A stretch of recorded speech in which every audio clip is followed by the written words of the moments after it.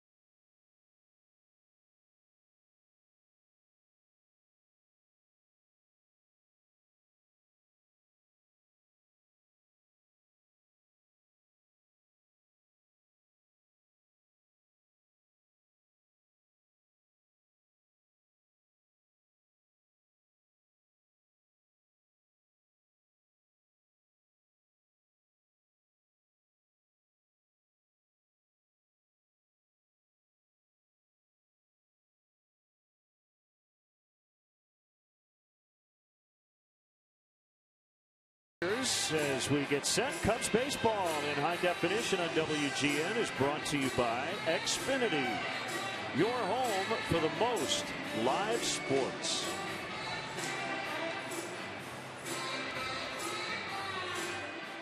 Greg Gibson is the crew chief. He gets home plate tonight. Phil Cuzzy is at first. Will Little is at second. Adrian Johnson will handle third. Well, Arismendi Alcantara, first big league game in this ballpark, but he was here last year for the Futures game, and he played on the World team, and he hit a home run. Pretty impressive swing of the bat. We talked a lot about Alcantara and his skill set. Not a big guy, but there's, some pop in that bat. Explosive for a smallish guy.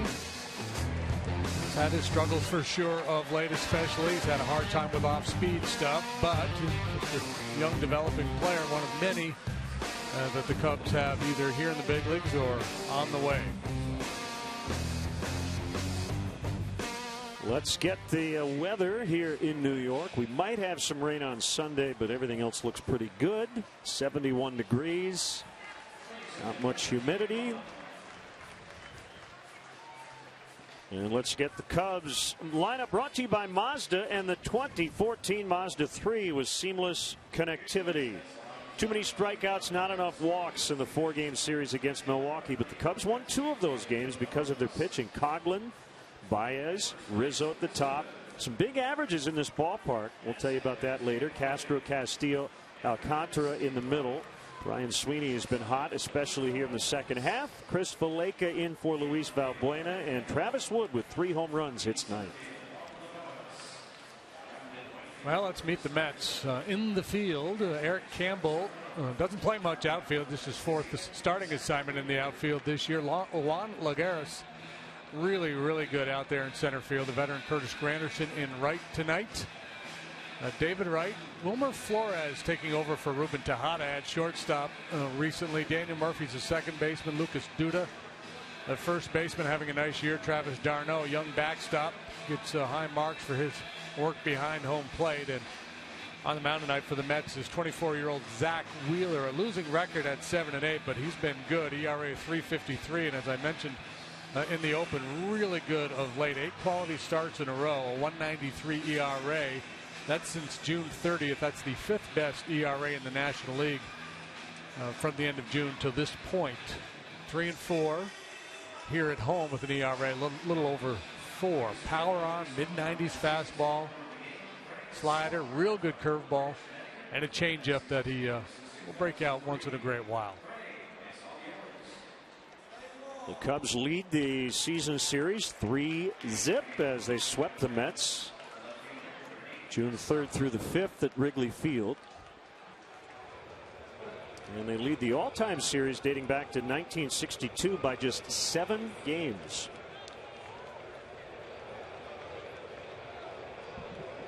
So Coughlin stands in. We'll be here through Monday afternoon.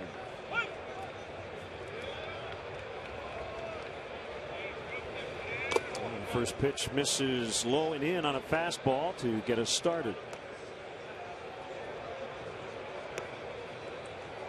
Now Wheeler will sit comfortably 94, 95 miles an hour. He can reach 98, 99 at times. Throws both a 4 and 2 seam fastball. It's fouled back. First round pick of the Giants back in 2009. Came over in the Carlos Beltran deal in July of 2011. 6'4", 196. 96 miles an hour on the fastball.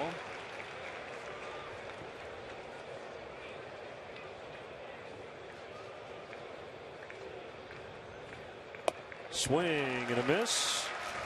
So Wheeler strikes out Coughlin, and again, well, the Cubs with a ton of swings and misses in that Tampa Bay Milwaukee homestand. Mike Fiers struck out 14 in his 6 innings yesterday. Yeah, Fiers did it with elevated fastballs and a great changeup. Despite not being a real hard thrower, Wheeler plays the power game with that good heater and a swing and miss curve. He has 77 punch outs, 7 walks for the Cubs on the homestand.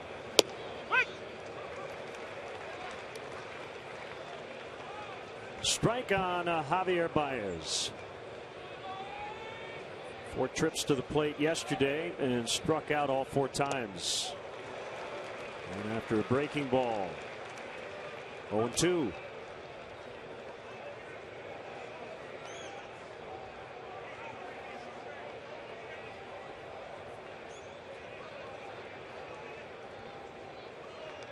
Wheeler doesn't take too much time between pitches. 1-2.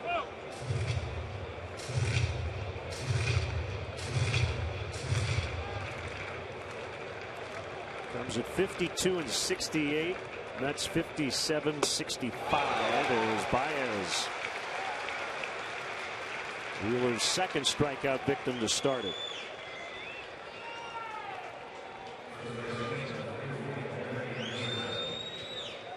Man, that is a nasty curveball. Boys better be ready to hit tonight. They probably ought to jump on that first good fastball they see. Fall behind and have to deal with that hook. That's going to be problematic for Cub hitters.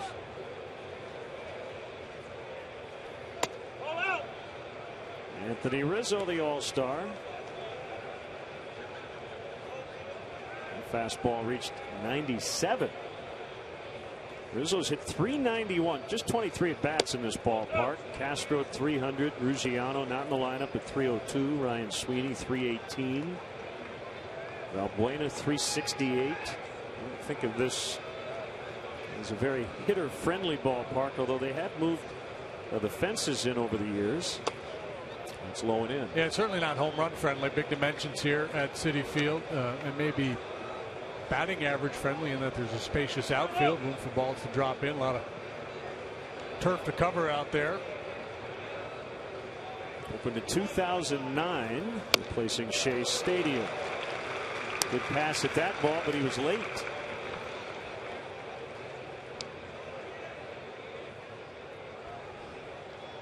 They retired Shea Stadium's number Shea.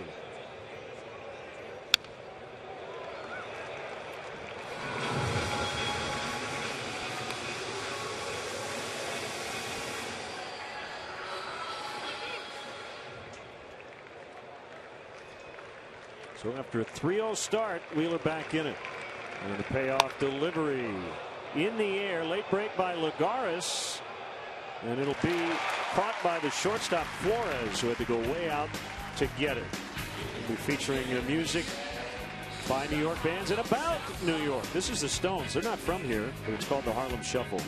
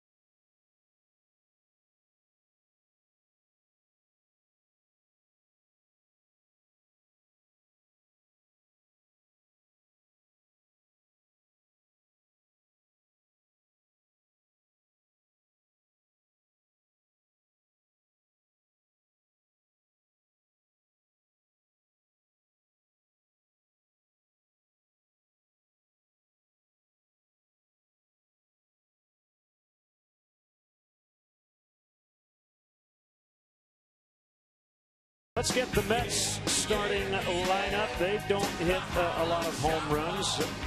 They are 6th in the league in steals, so they run a fair amount, and they do take their walks. Granderson, Murphy, Wright, the veterans at the top. Duda, Darno, Campbell occupy the middle. Lagares, Flores, Wheeler at the bottom. Well, who's going to do what for the Cubs tonight? Chris Coughlin's going to play left. Arismendi Alcantara is going to play center. And Ryan Sweeney gets a start in right. Chris Valleca in there tonight at third. Castro and Baez up the middle. Rizzo first. Castillo is the hind catcher. And Travis Wood is on the mound. For the 25th time, he's 7-9. And he has a .486 ERA.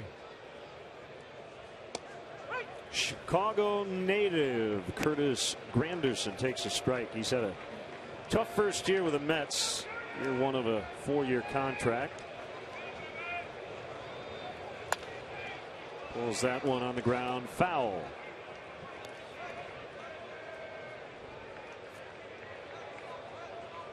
And Mets 10th in the National League in runs scored. 13th in the league in home runs with 89.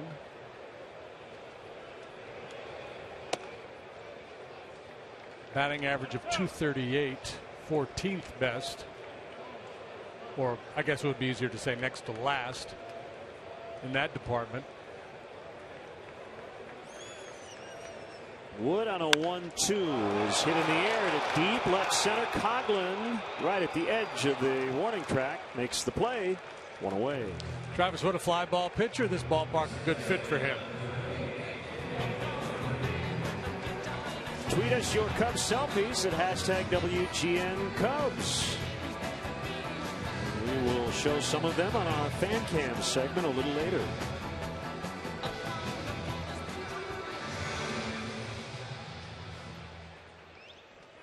Daniel Murphy, first-time All-Star. He's a hit machine. He's got 150 on the year. That leads the National League.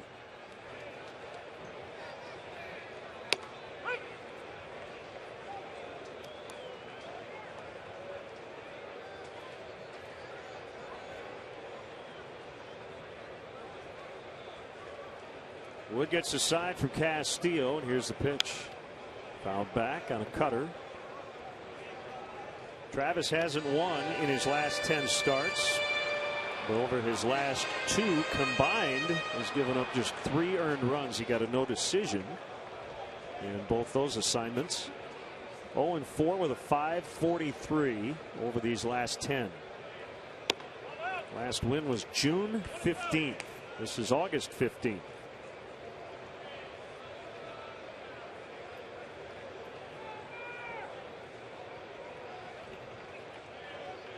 Shakes off the fastball, wants a slider instead, and it's low.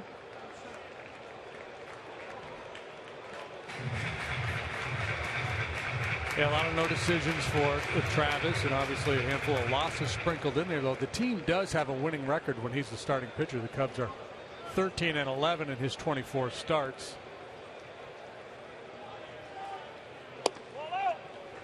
Ball out, says Greg Gibson. 3-2. Murphy, a line drive hitter, hangs in there well against lefties, hitting .294 against southpaws this year. Good contact skills. Doesn't walk much, but he doesn't strike out much either. He pops it up. Fair amount of foul ground behind the bases as Vallejo makes the catch.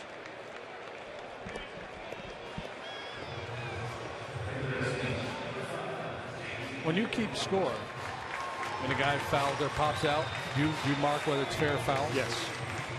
What do you use, little F? I do FO. Yeah. The foul out. So you would do a 5 FO? I do FO5. FO5. What do you do? Well, I just do a circle 5, but I normally don't mark that it's fair or foul. To be precise, you should. This is true. I might adopt your style. Okay. Now, do you do F8 or do you just do 8? 8 circle. Yeah, I do 8. Scorebook tips from Jim DeShays. 1-0 on Wright, the captain. .393 against lefties this year. That average might go down here. Baez and Rizzo, and it's Baez. Don't put an FO in front of that one because it was fair. Take it over, John Lennon.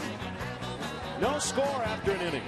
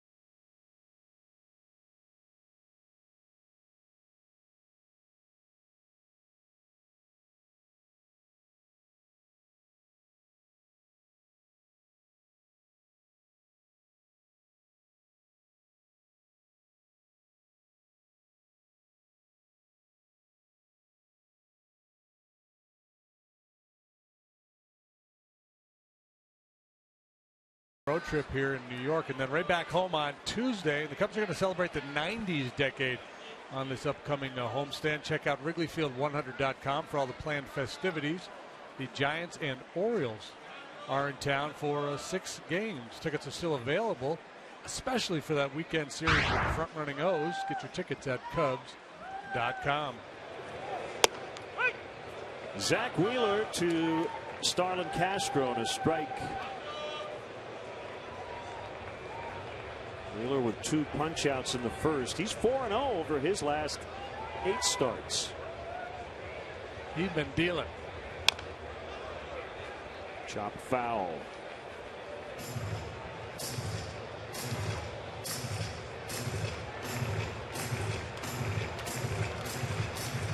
Castro, as we mentioned in the open, along with David Wright, has hit him 13 in a row. Wheeler went to East Paulding High School in Dallas, Georgia. I love the high school numbers. As a senior, he was 9-0 with a 0.46 ERA, 76 innings. He gave up 31 hits, 149 strikeouts. That's about 2 per inning. Bounced over the mound, backhanded by Murphy, and the throw is late. Just couldn't get enough on it as Castro beats it out and has a 14-game hitting streak. 1 out of 4 yesterday. His base hit came in his second at bat in the 4th inning. Here he gets it out of the way early tonight. And back up the middle. And we'll watch Murphy track it down, but not be able to get enough on the throw to get Castro, who lunges for the tape there, sniffing that base hit. Safe. Hoping Phil Cuzzy make the call.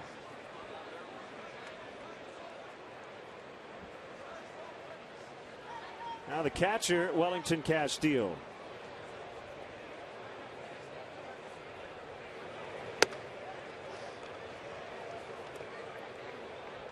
Wheeler's been better than average in terms of his strikeout rate. He gets a lot of outs on the ground too, especially with his breaking pitches. His curveball and slider gets a lot of ground balls, and that's what he's got in mind here with Castillo up. Expect to see 2-seamers and curveballs. Here's a 2-seamer that smoked. And the Cubs in business. 2 on with nobody out.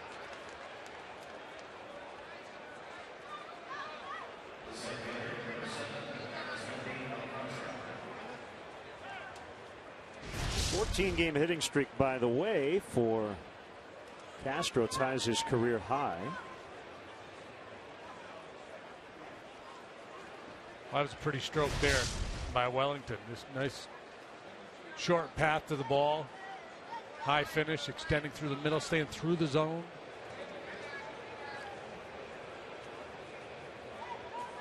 Here's the rookie Alcantara. Kind of interesting. I didn't watch him during batting practice, but I was asking him about his experience in the Futures game here last year, and he had a baseball. Half the ball was colored blue. Someone had taken a blue magic marker, I think it was Justin Ruggiano, and colored half the ball. And the reason was, and this was Ruggiano's idea, to work on his throws from the outfield. Justin said, I don't know if it'll work, but essentially trying to get that 4-seam grip and watch the ball as it's in flight to make sure that it kind of stays, you know, blue on one side and white on the other. It's not spiraling. Right. Like a 2-seamer. Right. He's got a strong arm, but he still kind of throws like an infielder as he squares to bunt and takes a pitch outside. Yeah, it's kind of a short, quick, instead of a long, finish that he's got. So an interesting concept. Yeah, and I said it's also fun to color. Yeah, it's fun to just take a magic marker and write on things, especially a baseball. I wonder if Tommy Mansky tried that. Kick in the 1-0 is bunted foul toward third.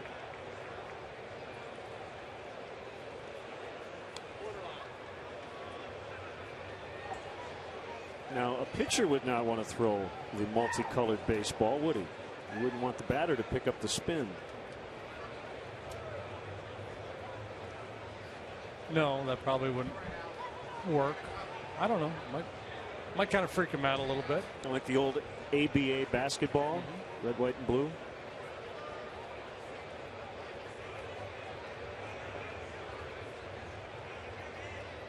One, he bunts again, foul. He's been squaring pretty late here in this at bat. Now, with 2 strikes, probably will just swing away.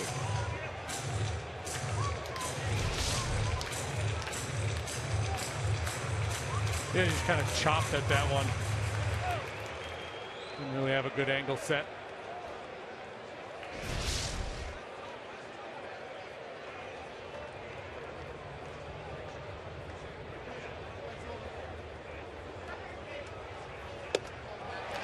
Late swing on 96 for the first out. Hey, Cub fans, if you want to manage the game along with Ricky Renteria, log on to WGNTV.com right now and click on the WGN Sports Game Zone banner. Connect to all the up-to-the-minute stats and information while you're watching at home. Game Zone is sponsored by The Great Escape, pools, patio sets, play sets, hot tubs, and more. Ryan Sweeney hitting .395 over his last 15 games. His average has gone from .214 to .251.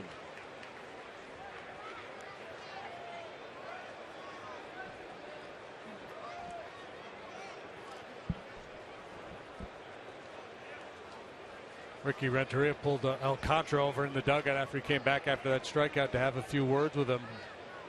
It's Renteria's style. He always wants to talk to his guys and make sure everybody's on the same page. I don't know if he didn't want him bunting there or if he's saying, hey, if you're going to bunt, let's go ahead and square early. Make sure you get it down.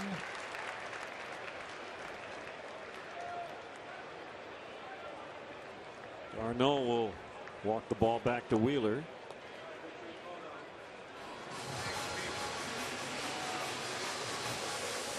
Obviously much better since the All-Star break for Ryan Sweeney. He's had some nagging injuries to deal with, so he hasn't gotten the playing time that I'm sure he would prefer to have, but when he's been in there, he's been good. A lot of the outfielders have kind of had that track this year. Ruggiano, Coghlan, and Sweeney. Better as the season has gone along.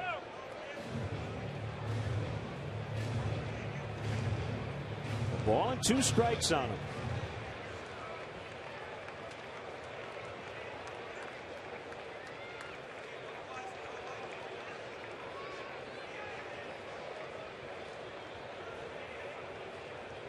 The pitch bounced foul to stay alive.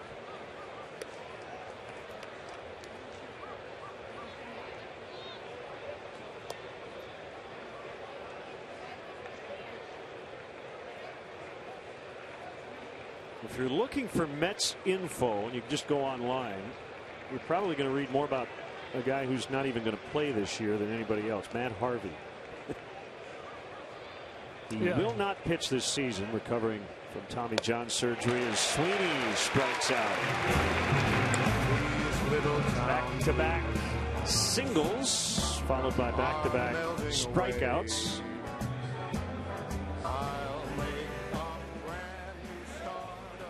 Always good to hear Frank. Sing it, Frank. When you've loved and lost like Frank has, you know what life's all about.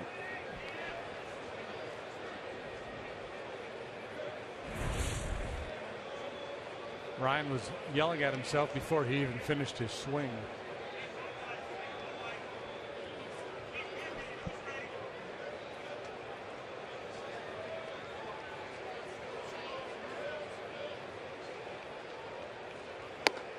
Valleca takes a strike.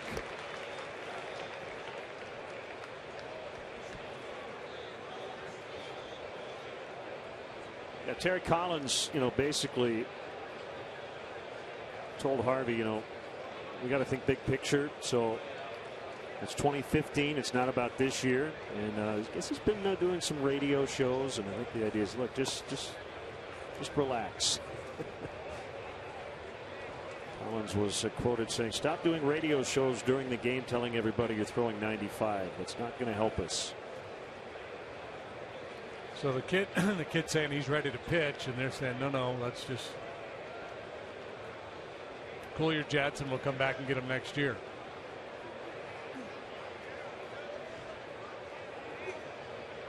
Well, if he comes back and he is throwing 95 and he's healthy and pitching at the top of his game, it's going to be a very impressive top of the rotation with Harvey, this guy Wheeler, Jacob deGrom, rookie, who's pitching very well, currently on the disabled list, but a lot of talented young starting pitching here in New York.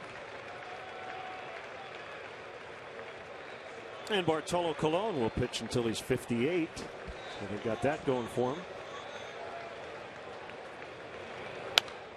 Fouled off. Yeah, so you got all these young fireballers, and then Bartolo was 40, 41, something like that. Throwing one sinker after another. And that's the funny thing, Bartolo, you know, he's probably averaging about 87, 88 miles an hour with his fastball, but he throws his fastball probably more than any pitcher in the game. 24 starts, 11 and 10 with a 385 for the 41-year-old. 1-2 on Valleca, and the inning will come to an end. Cubs got the first 2 on, and then Wheeler struck out the next 3. More Frank. I'll make a brand new start of it in old.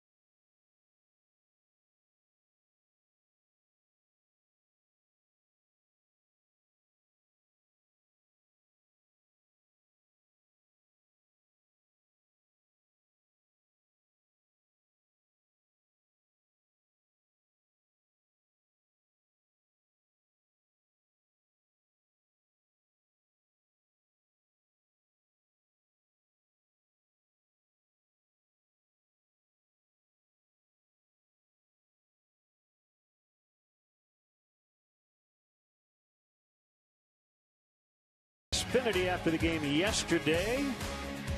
Cubs doing the ALS Bucket Challenge. Young Cub fan getting to dump that ice water over Theo Epstein's head. And the Mets getting into it today, although the manager, Terry Collins, kind of snuck away there. Yeah, it was a clever move there by TC. Xfinity, your home for the most live sports.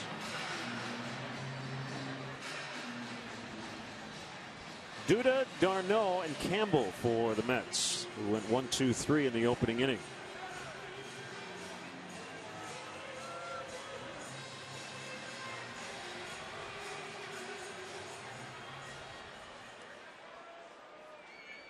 "21 home runs for Duda. That's a career high and puts him among the leaders in the National League. He's tied for 4th. Just one of those 21 off a left-handed pitcher. Gets way under this one. And Sweeney in right. 2 hands on it. 1 away. 4 outs, all in the air. Fairly typical with Travis Wood on the mound.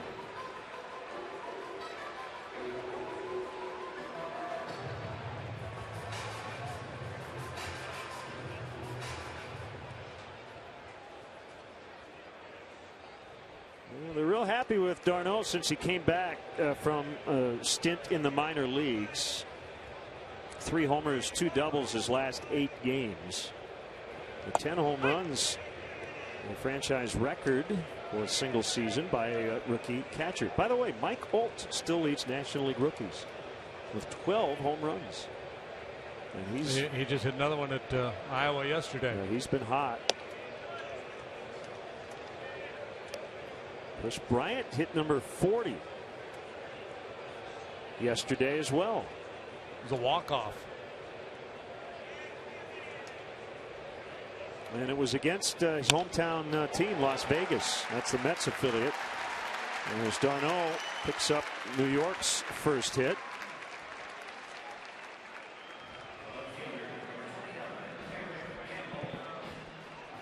Hey, Cub fans, make sure you check out Len and JD's baseball blog at WGNTV.com. Sponsored by Jeff Vukovich, your nationwide insurance agent serving the area for 36 years. To join the nation, contact Jeff at jeffvuk.com. Nationwide is on your side. Bob Vorwald has a post there about Ernie Banks Day. Check it out, WGNTV.com. Eric Campbell, ball one.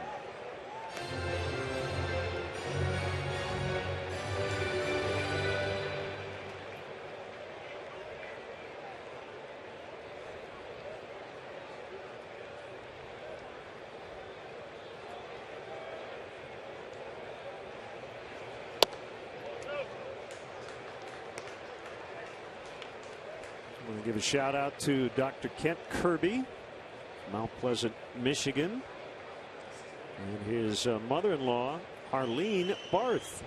Big Cub fans watching on WGN America. In the air to deep left, Coghlan for out number 2.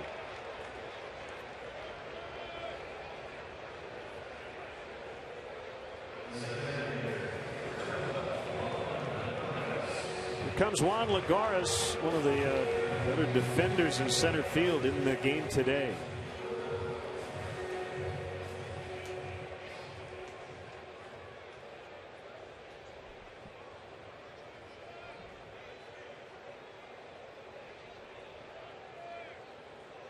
There's a lot of room to roam here at Citi Field.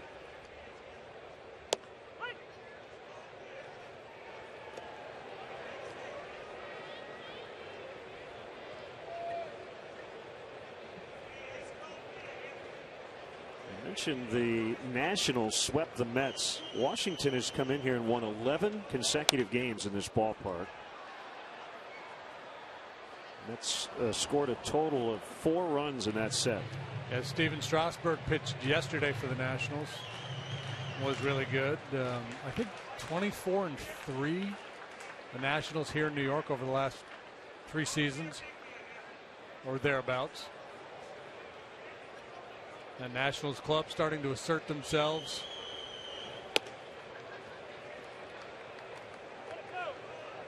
Six better than Atlanta starting play tonight.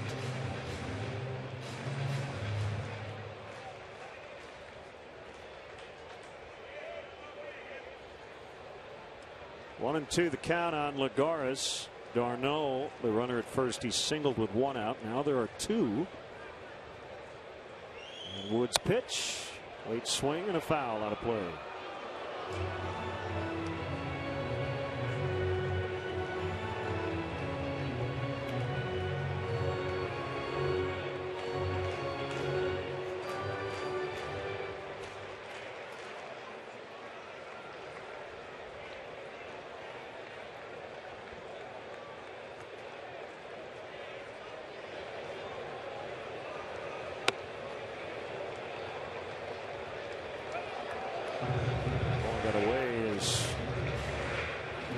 To go get it.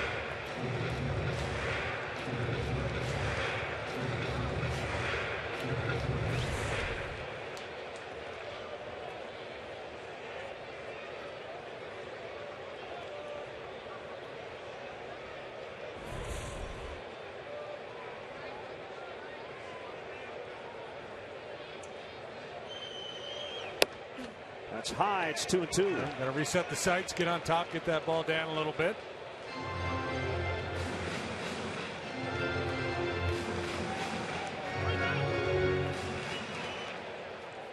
d'Arnaud not a base stealer, but if the count runs full, obviously he'll be moving with the pitch.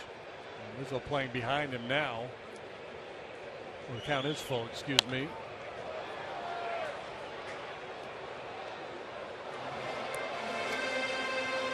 So much to pay attention to at the ballpark.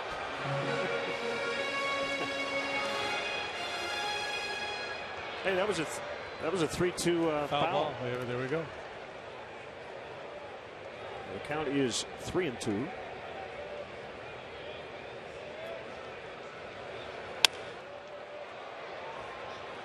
Short right, Sweeney to end the inning. 2 in the books. Some Steely Dan. 0-0.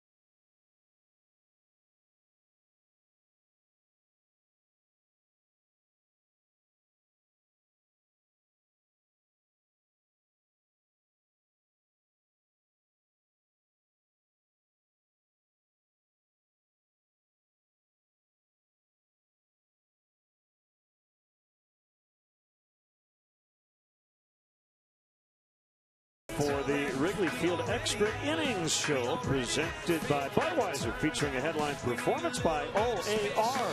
The show is free to the general public. It will start immediately after the Cubs-Orioles game that day, which starts at 1:20. For more information, go to Cubs.com.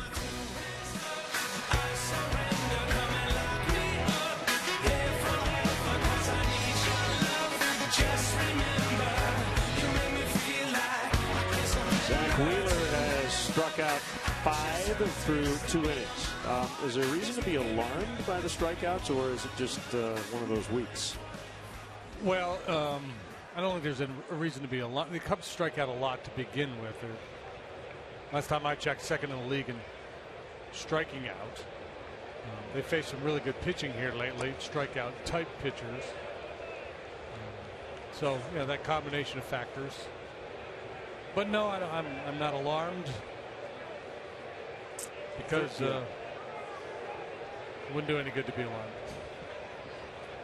The third most in the majors, the Marlins and the Astros have struck out more often. Cubs with 1,054 and counting.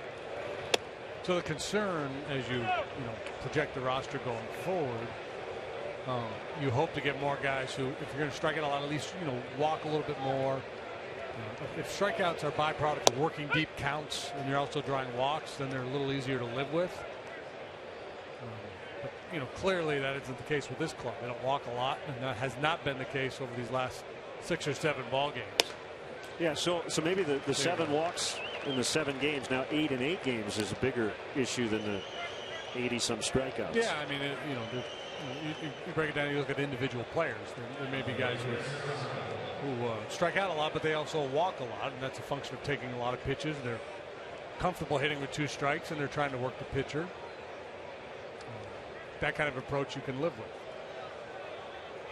By the way, that would be characterized as a bad walk. Very few walks are considered good for a pitcher, but that one's particularly bad when you walk the pitcher. So let's see if the Cubs can take advantage. Here's Coughlin. And same thing with a pitcher like Wheeler, who's got a power arm that, you know, generates a lot of swings and misses. You live with a little bit of a higher walk rate with this kind of a pitcher because he's not out there necessarily pitching to contact. He has overpowering stuff. He's got a plus fastball, plus curveball, so he's looking to generate swings and misses, and that's going to lead to some deeper counts and also some walks.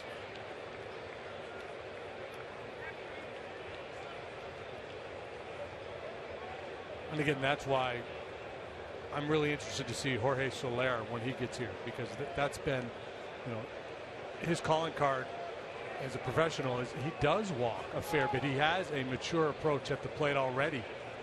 So I don't expect there to be that real steep learning curve for him when he gets here. Yeah, 141 minor league games so far in his young career. 306 batting average, 61 walks, 95 strikeouts. That's pretty good for a guy who, and he does damage. Yeah, 25 home runs. Popped up by Coughlin, right with a lot of space.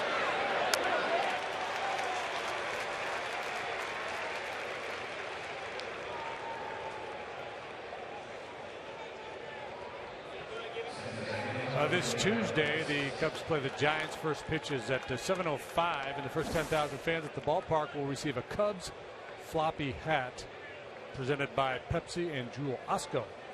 For tickets, visit Cubs.com. That's a must-have. Got to have the floppy hat.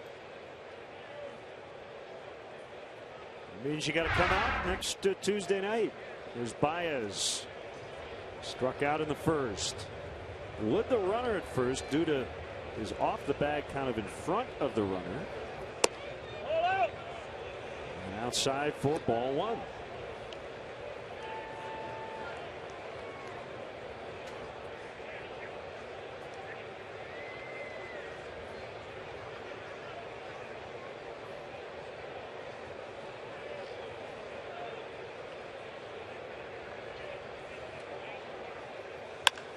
That ball hit really hard past Flores, and Wood will make the turn. Lagares with the throw right on the bag, but he's saved. Baez will take second on that throw. How many pitchers go first to third on that ball in this league? Not for Wood's speed. He would have been out by 10 feet. I'm trying to think of another pitcher in the league that does that. Nobody comes to mind. The last guy I remember who could run like this was Mike Hampton when he was in the National League. And so his ability to get to third allows Baez to get into second. Ooh. Wow, that was closer than I realized. And I'm a little surprised Terry Collins not contemplating taking a second look at that one.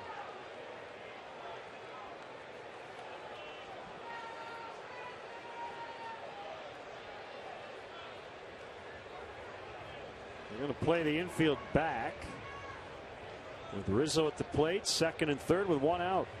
Here it is, foul.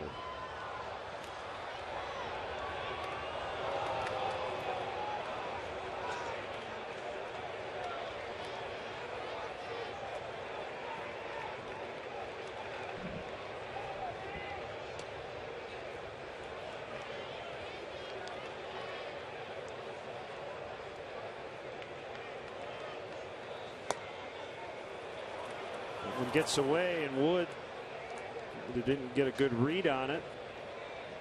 He just didn't feel like he could score. Yeah, you know, when you see the ball in the dirt or you see the catcher start to collapse to break the ball, your momentum will take you forward. That pitch looked to me like it was in the strike zone. It was called the ball, but it looked a pretty good looking pitch. Darno just boxed it. Tougher read for a base runner. And as good as Wood is, he's not on base frequently like an everyday player, so it's a tougher read for him.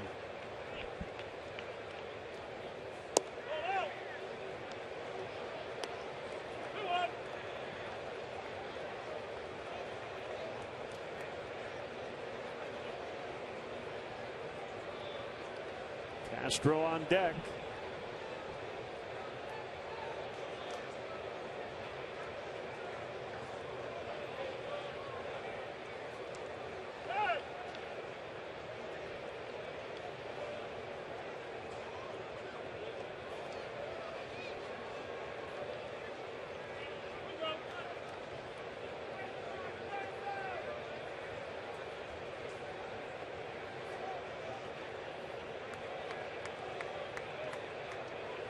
Ground ball gets you one. Base hit likely gets you two. Wheeler and d'Arnaud having a hard time collaborating here.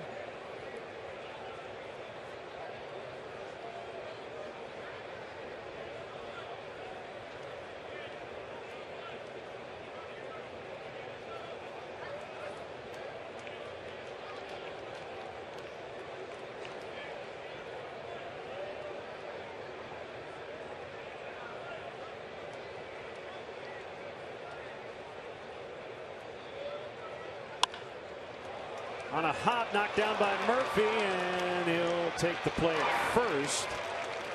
I was surprised he even looked at home since he was playing back. Cubs lead 1-0 on the RBI groundout by Rizzo. Yeah, because it was so sharply hit, if he gets it cleanly, he might have had a shot at Travis Wood at home. So even though they were in concede the run mode, that ball was hit quite crisply there by Rizzo.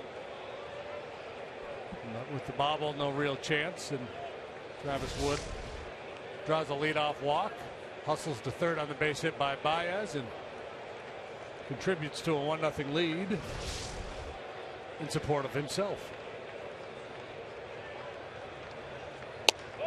Baez now at third with 2 outs.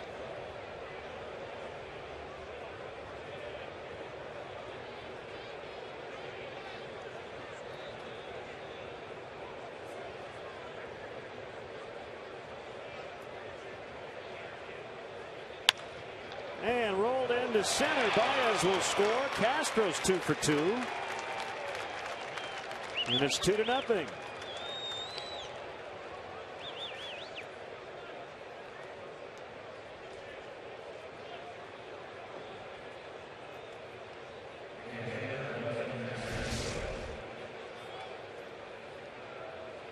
Wheeler's so sharp through the first couple of innings, making some mistakes here out over the strike zone, and Castro makes him pay. Fastball up a little bit.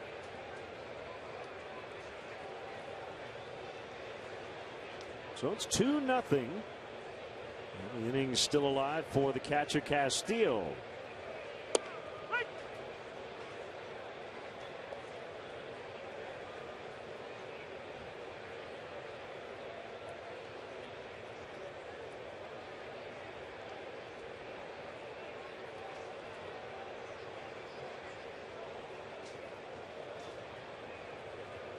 Swing and a miss. Yeah, for me, Wheeler's gotten away from his curveball more than he should. That's a nasty pitch, and I'd be tempted to throw a whole bunch of them if I could throw it the way he does.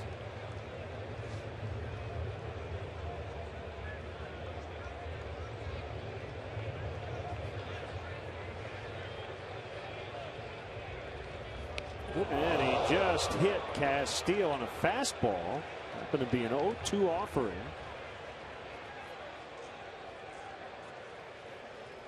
It's like, well, he's all right.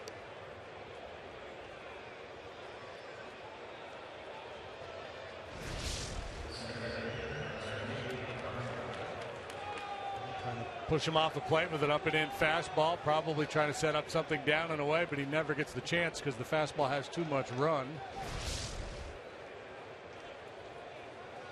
Fourth base runner in the inning for the Cubs. So Castillo's been on both times. Now Alcantara with 2 on and 2 in. Good block by d'Arnaud.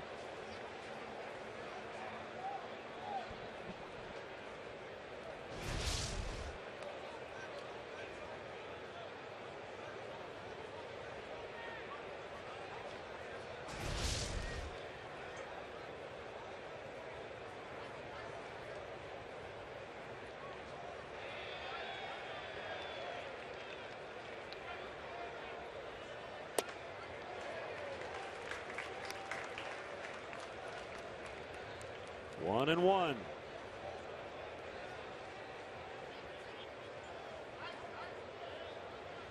Mets have started to blend in the mascot, Mr. Met, a little bit more into their uniforms.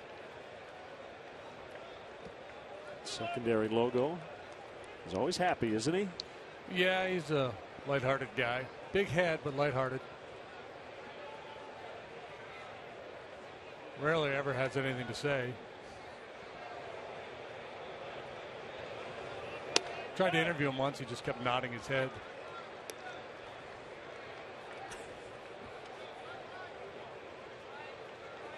Gets a little creepy after a while, frankly.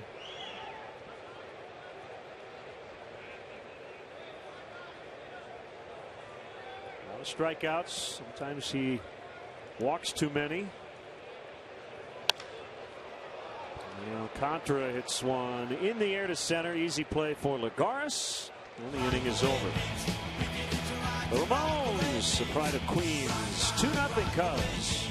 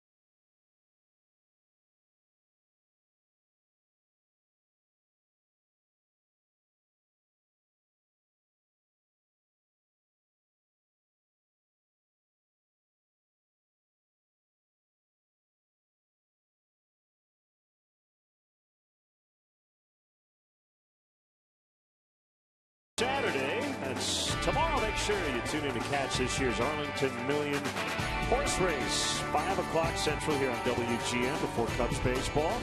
And Roan, Howard Sudbury, and Eddie Olczyk will be on hand to showcase Chicago's day at the races from beautiful Arlington Park. And if you can go to the races, get your tickets at arlingtonpark.com.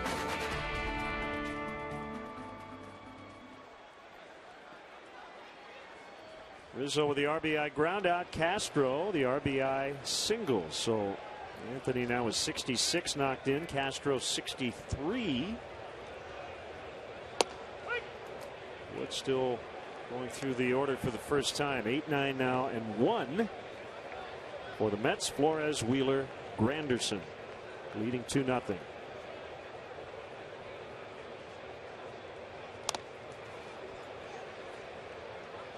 Castillo just got hit by a fastball in the mid-90s.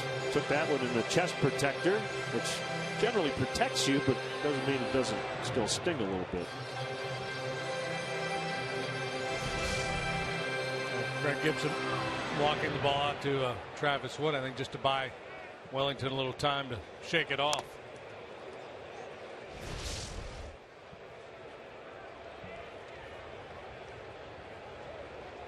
A wind in the 0-2. Little cue shot grounder to Castro. One away.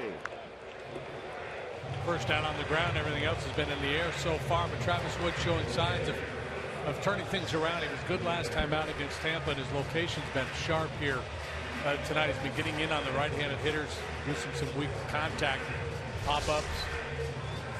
This time Flores cut fastball. He actually pulls the hands in and hits it right off the end of the bat. We got the left-handed pitcher facing the left-handed batting pitcher, and then righty versus righty when Wood steps to the plate.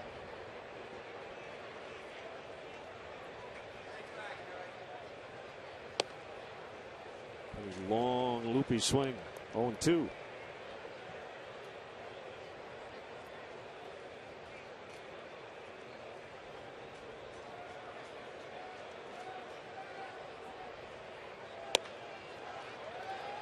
Wood gets his first strikeout.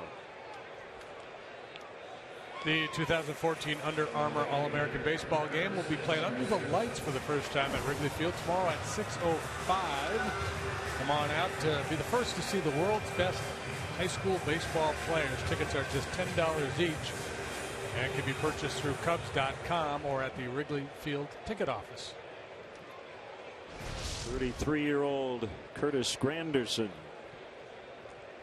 Fly to left to start the bottom of the first. Batting here with 2 outs in the third. Product of Thornton Fractional South High School. And went to the University of Illinois, Chicago, UIC. Very proud alum.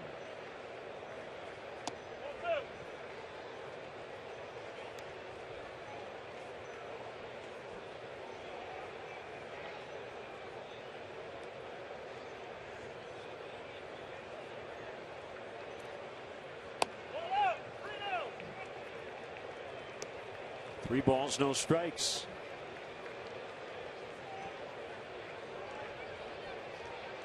He's never been a real high average hitter, but he hasn't been over 232 the last 3 years.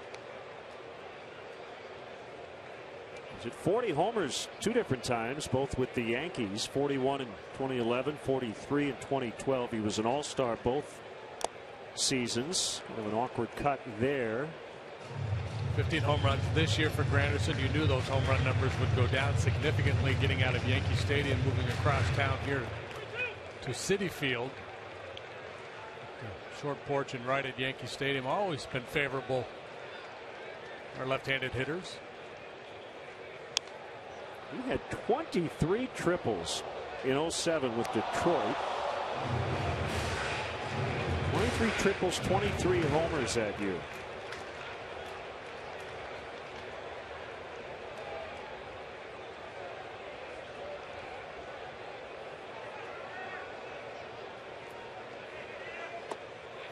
Draws the walk. Well, there goes your not all walks are created equal argument again. Leadoff walk that Woodruw as a pitcher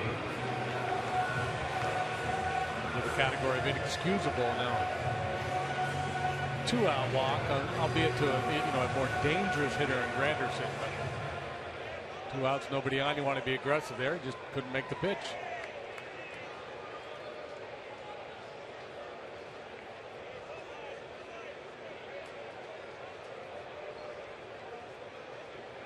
Do you know what the all-time single season triples record is?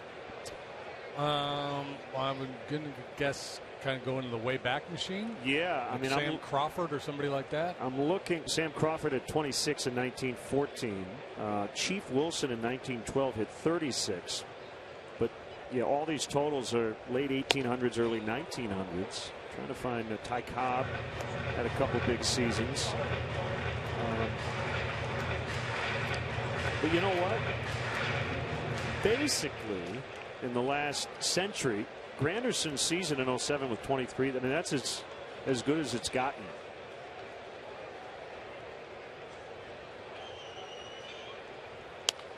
Very impressive. He had 38 doubles that year, too, so 552 slugging percentage. Matching the best of his career. He also slugged .552 with the Yankees in 2011, but that was a year in which he had 41 bombs. Jimmy Rollins had 20 triples that year and couldn't even lead the majors because of Granderson.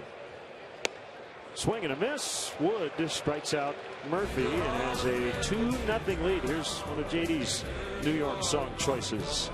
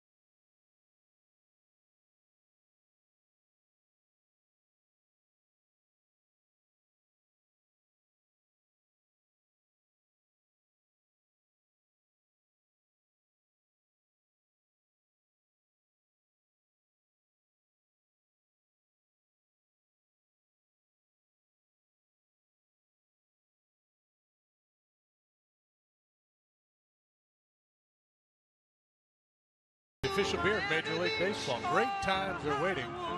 Grab some buds. When I'm taking a Greyhound on the Hudson River line,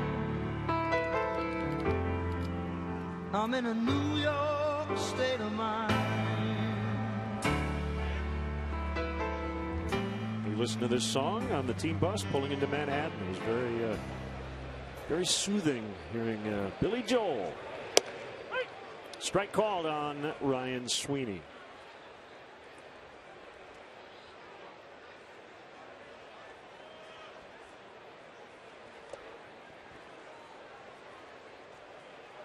One ball, one strike.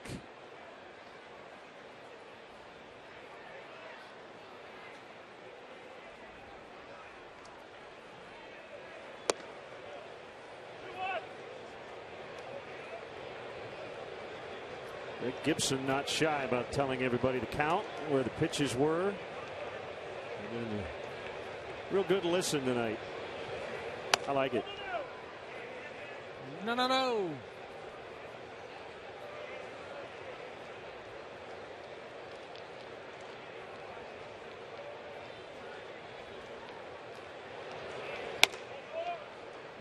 Fastball missed. Ball 4.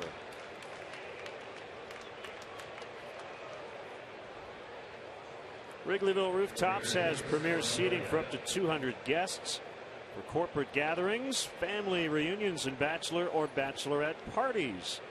Individual and group tickets are available for all games. For more details, go to WrigleyvilleRooftops.com or call 773-248-ROOF.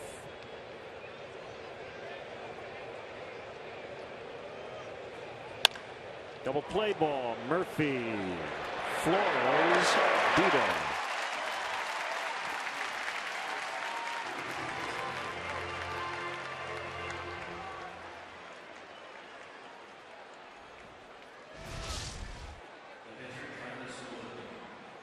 Pretty much tailor-made to Hopper with a little pace. Makes it easy for Murphy and Flores.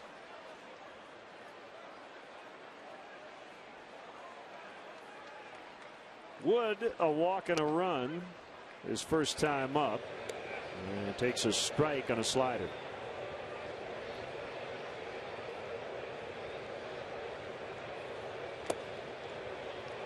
Curve in the dirt.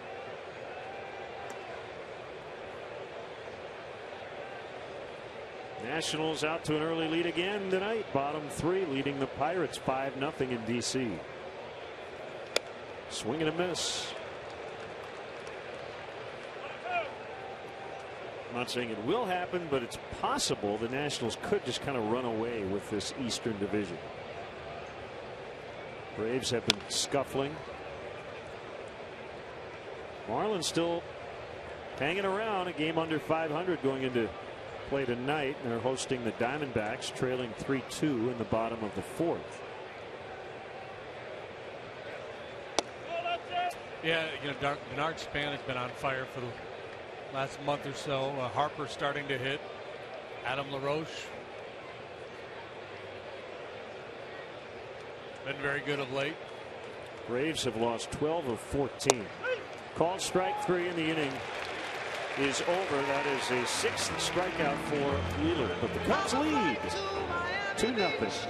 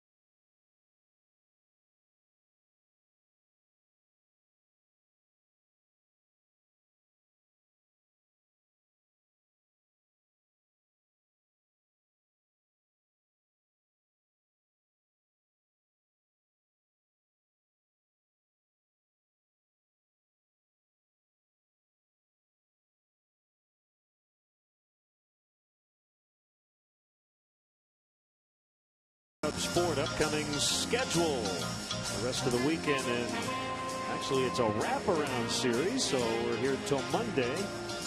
Ford go further in any one of Ford's many fuel-efficient vehicles. Check out America's freshest lineup at your local Ford store or at localfordstores.com.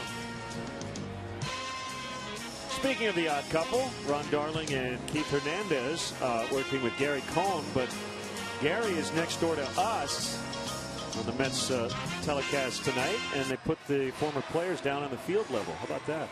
Yeah, well, and if you're going to sit down there, you got to dress up. Got to nod up. There's Gary. Yeah, they do a great job there. One of those broadcast teams that the game's on and they're doing it, I'll tune in. Just wish Keith would be a little more honest. Caught a little bit of them on the flight last night on the way over the game with the Nationals. There's a pitch to David Wright. It's a strike. You know, maybe, well, we're here all weekend. Maybe I'll ask Keith if we can show his scorecard tomorrow. It is very intricate, complex. He's got all kinds of different colors. It's a detailed guy. See, you can kind of see it, yeah.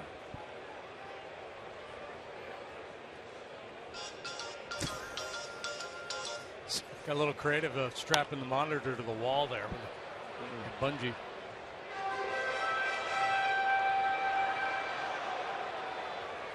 What, no odd couple music? There you go.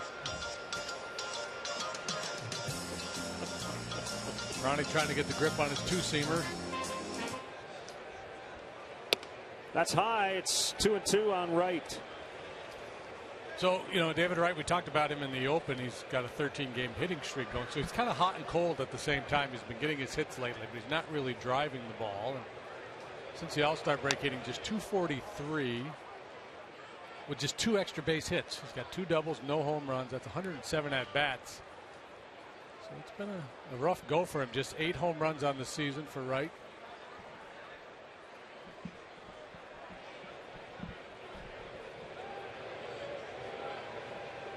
His 11th year in the majors. Oh, inside. That one came to eat, and Wright found a way to get out of the way.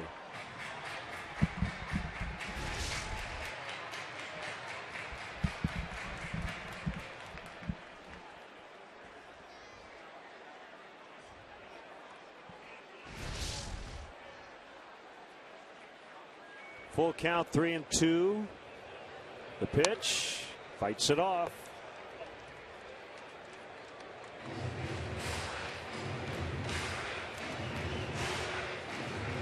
Travis Wood looking for his first victory in exactly 2 months. There's a 2-0 lead here in the 4th.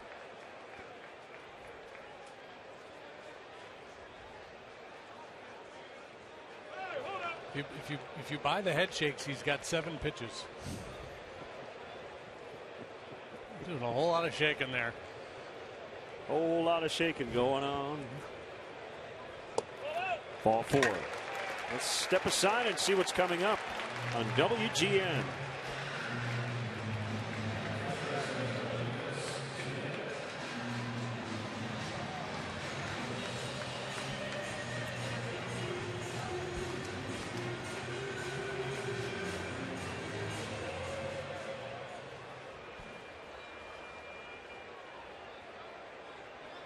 Leadoff man on. Here's Duda. Somebody tweeted us earlier looking forward to the Wada Duda matchup later on in this series.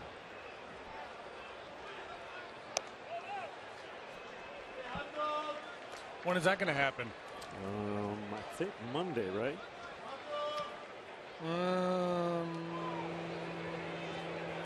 No, that's not going to happen. Oh, because Straley's here. So oh, he got not pushed gonna back. Pitch. Oh man, sorry folks. No Wada Duda. Yeah, Straley, Arrieta, Hendricks. There's the Duda Wada. That's as close as you're going to get right there. Unless we have some crazy 16-inning ball game, and there's a pretty good chance we will.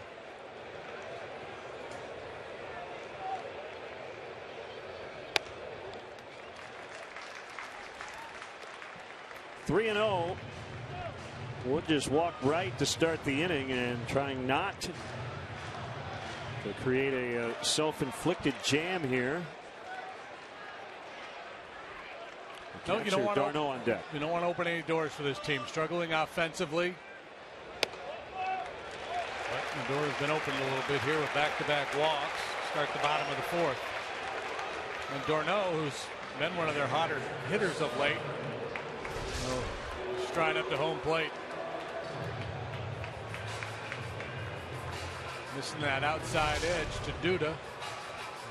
Get a fresh start with d'Arnaud. And Chris Baggio works that gum a little bit harder. Got the crowd meter going. d'Arnaud trying to settle in here with the Mets. He was a first rounder of the Phillies in 07. Then was involved in the Roy Halladay deal.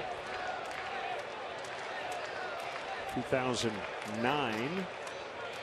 And prior to 2013, involved in the R.A. Dickey trade from the Jays.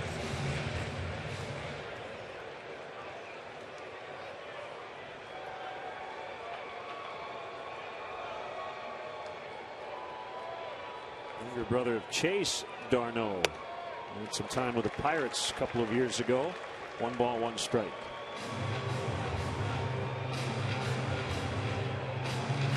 I guess that's one of those good news, bad news deals, right? We've traded you, but the good news is we've traded you for the knuckleballer, so you're not going to have to catch him when you go to New York. Outside, 2-1. He is searching now. You see it sometimes in a pitcher's body language when they're on top of their game. It's kind of throw and no. When they're scuffling a little bit to find the zone, it's throw and hope. Right now, he just doesn't have a good, consistent release point.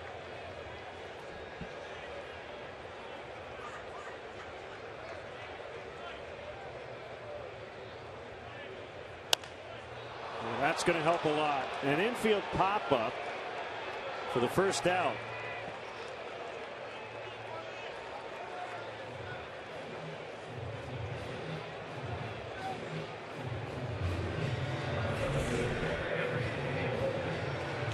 I'm not saying d'Arnaud will do this, but this is the kind of situation. The count, the inning, the result, or a batter ends up breaking something, like his helmet. A bat over a pipe. Yeah, especially when it's a pitch up there where you feel like you should be able to do something with it. But that's part of what makes Travis Wood good. He's got a real quick arm and that fastball that looks hittable. You know, a lot of times you get that lazy pop up. Eric Campbell high and deep to left. Coughlin back, running out of room. It's gone. And it's a 3-run homer for Eric Campbell.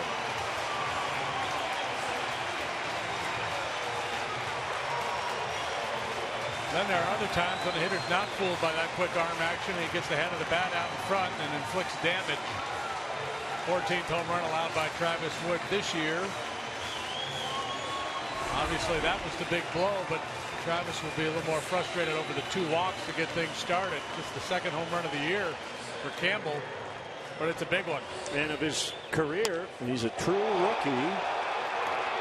That would not have been a home run a few years ago. You see that party deck, that back high wall was the actual outfield wall when this place was built. But Campbell homering off Hyunjin Ryu on May 21st here. And tonight off Travis Wood, so he's homered off a couple of lefties.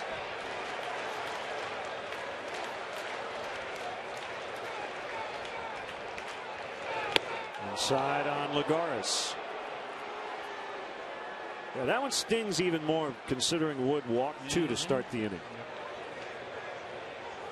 He is steaming right now.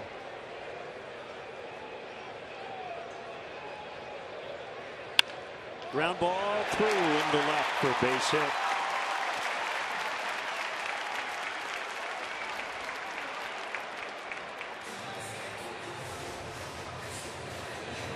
Well, sometimes what happens, guys cannot find the strike zone, and then they find too much of it.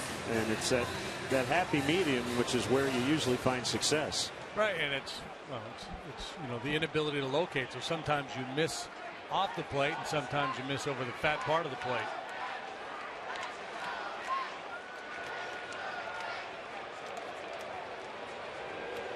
There's Flores. Wild in the strike zone sometimes hurts you more than wild outside of the zone.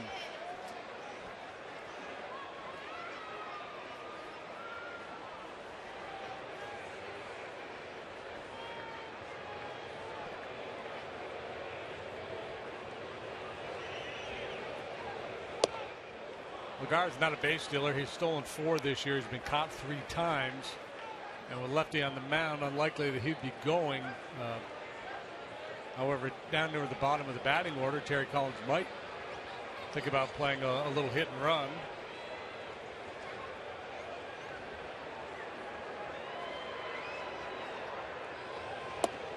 So this is the part of the game that you can speak to and is really hard for people who didn't play at this level like me to kind of put our arms around. And that is the psychological component of this inning. You walk the first 2 guys, you flirt with danger, you give up a 3-run homer, but we're in the 4th inning. He's got to still make pitches.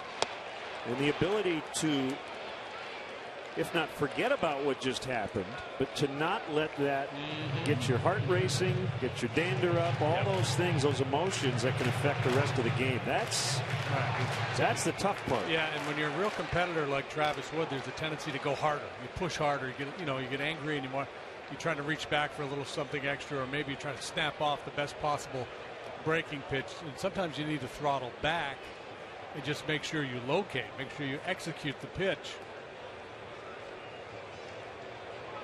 That's the nature of baseball.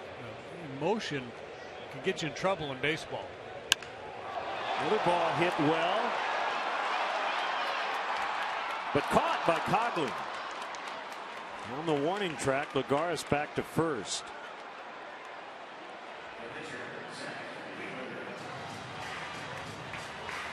In football, it's all about adrenaline and emotion, and you use that to your advantage.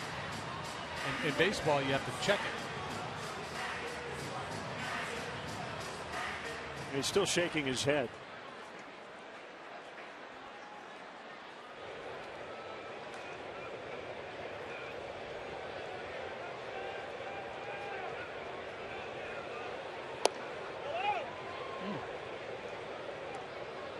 Couldn't have missed by much.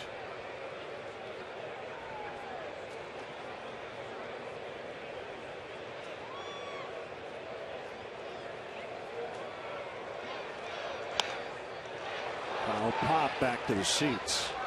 And if you're watching this from the dugout, if you're Rick Renteria and Chris Bosio, you just want to see him get Wheeler here, get back into the dugout, kind of into the safety of your own home, as it were. You know there's going to be a slam the glove down. There's going to be that moment of frustration. And then if you're Bosio, you check in with him. All right, man, that's over and done with. Let's go forward from here. Stuff looks good tonight. You were going along nicely. Don't let that one inning tell the story of your night.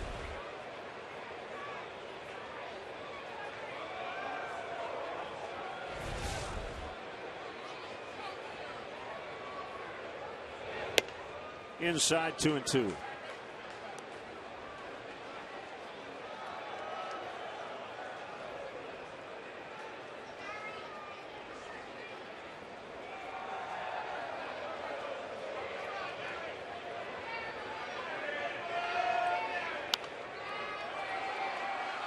That pitch now where he wanted it either.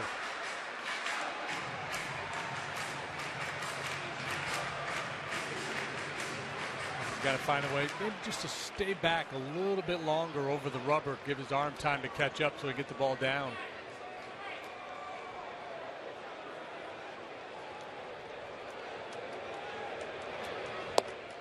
Swing and a miss to end the inning. Campbell with a 3-run homer, and the Mets now have the lead. You know what I'm talking about.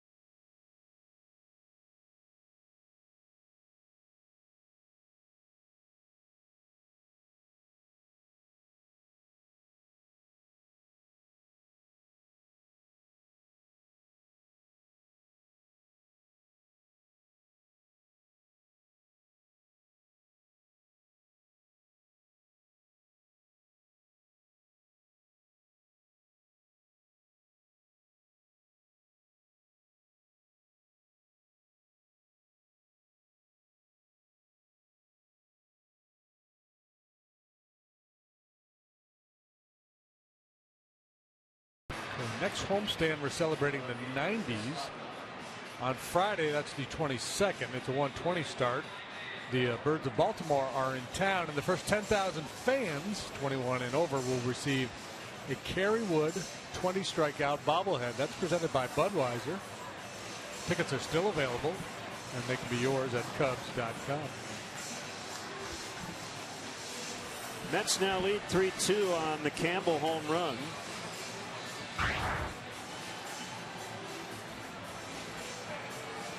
So Wheeler back to work. And he'll get the top three in the Cubs order, starting with Coghlan. He's 0 for 2.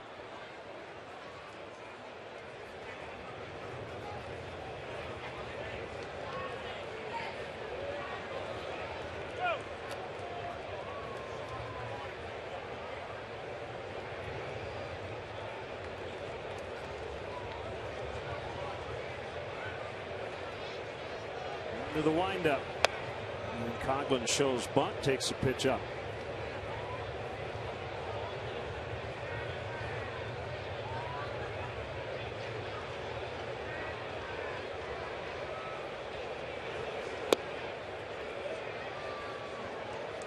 Well, Detroit with a half-game lead for the second wild card spot in the American League, and they lead over Seattle.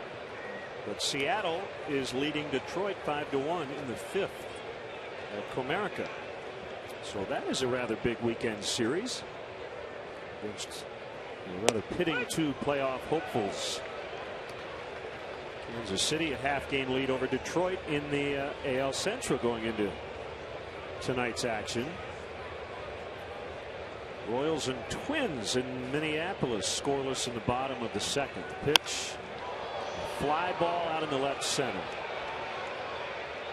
That's the aforementioned Campbell. Standings a little trickier than they used to be. Used to just be, you know, the divisions and then who's leading the wild card. Well, now it's not only who's leading the wild card, but who's in second. There's two teams now make it.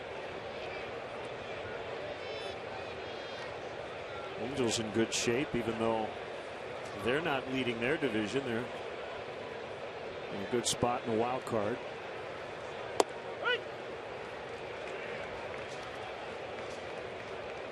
Yeah, but you know that's a dangerous spot, right? Because it's a one-game play, as you know. Yeah. Whoever loses that race out west is going to end up with a really good record and face, you know, elimination in a single game. I wish I had the person who came up with the idea. But how about this idea? The wild card round is 1 or 2 games. The second place wild card team has to beat the top wild card twice. Baez pops it up, but he got a piece of d'Arnaud. I don't know if it was on the backswing. I guess it was. And as Javier pops out, d'Arnaud not feeling too good. Yeah, Greg Gibson letting the Mets dugout know exactly what went down. And that's something catchers are going to have to be wary of, because Baez was such a big long swing and a big long finish. I'm going to look at it here. Bam. Ooh, man, that hurts. Near the elbow.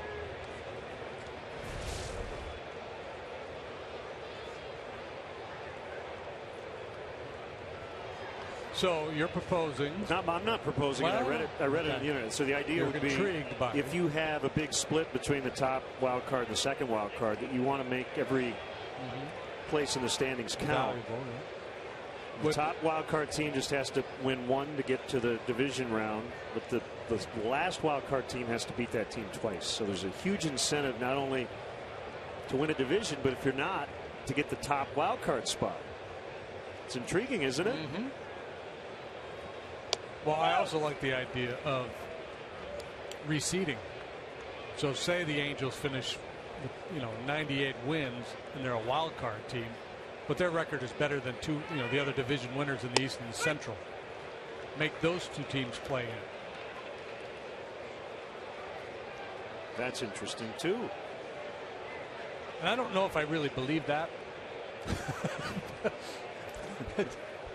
It's something to consider, I guess, is what I'm saying. Well, we'll have a new commissioner. Yes. In January, Rob Manfred. Call Rob up and give him all of our suggestions. Like he doesn't have enough fun at I was just saying he's Rob until January 25th, and then he's Commissioner Manfred. Well, he's always Rob to me because he went to my alma mater. He went to Lemoyne College. So your first name basis for a couple of years. Couldn't handle the rigors of Lemoyne. Had to transfer to Cornell, and then on to Harvard Law. But, we claim him now that he's the commissioner. Commissioner-elect. Been in on Rizzo.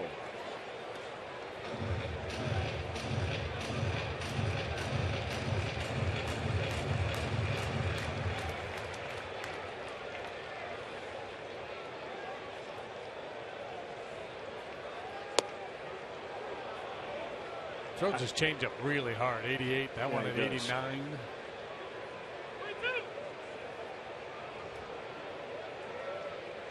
To me, it's more sinker than changeup. That's what he calls his changeup.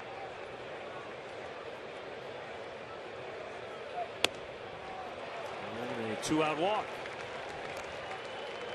Or maybe there'd be some kind of formula. If the split between the two wild card teams was great, then you'd have to play twice. But what if one team just was a game better in the standings than the second wild card team? You still say that second team. If you're a game behind that last day of the season, you're probably and you're not saving your ace, right? I think anything to make the regular season mean a little more is kind of fun.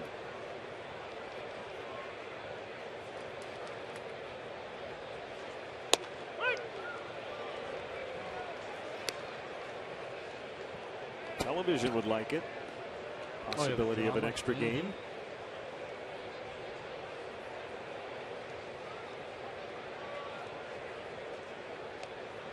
I don't really like the extra round, but what I do like they've done is taken away the intra-division thing that they had before, where you had the one wild card, but the wild card came from the same division as the top team. They wouldn't play each other. I like just seed them and play. And if two division teams match up, if it's the Dodgers and Giants in the first round, then they play. Period.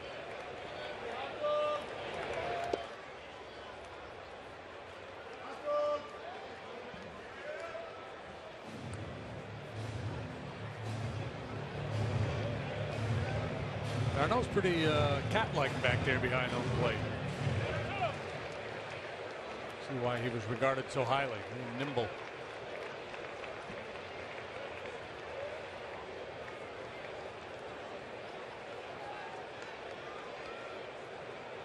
Caught stealing numbers are below average. He's got 21%. League average is 27. Castro strikes out. The inning is over. 3-2 Mets.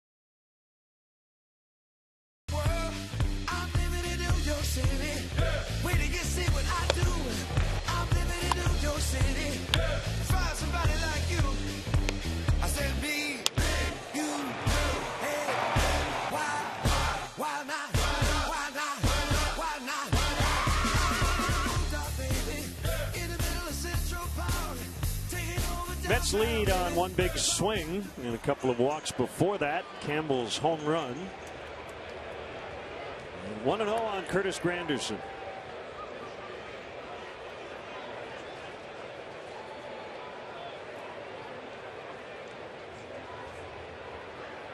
Wood coming back. And a fly ball out into right center. And it's Alcantara with a waist-high catch.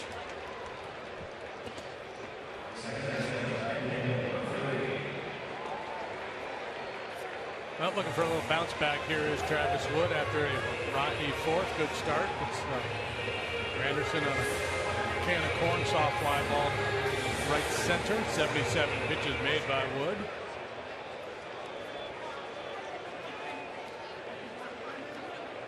The struggles continue for Jason Hamill over in Oakland.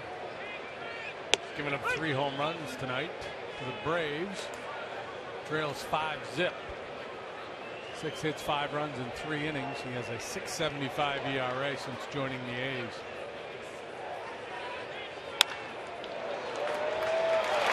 Get into center. Past Wood and a diving Castro. Murphy with his first hit tonight. Catch all of the second half action on MLB.TV Premium, the #1 live streaming sports service. Watch every out-of-market game live in True HD on over 400 devices. Visit Cubs.com for details.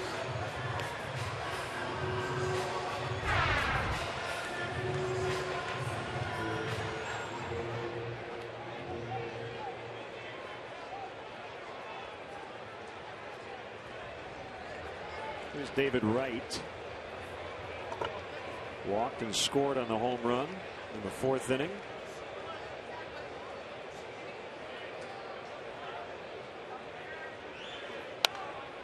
Fouled away.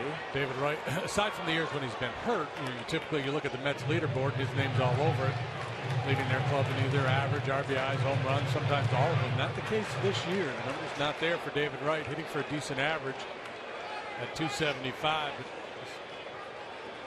Diminished in the power department.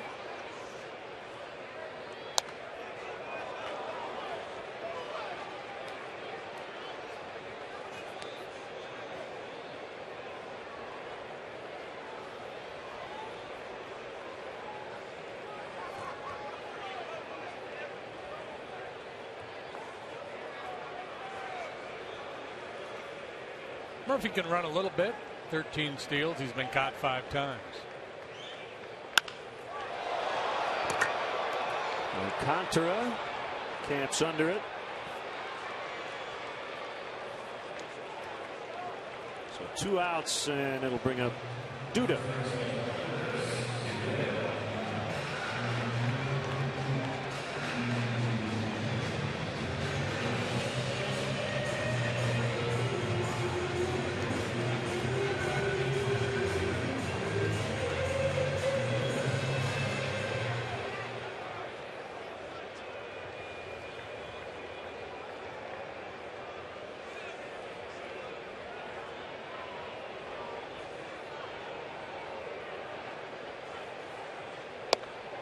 Strike called. The Mets have a couple of sleeve patches. One honoring Hall of Famer Ralph Kiner, who passed away earlier this year.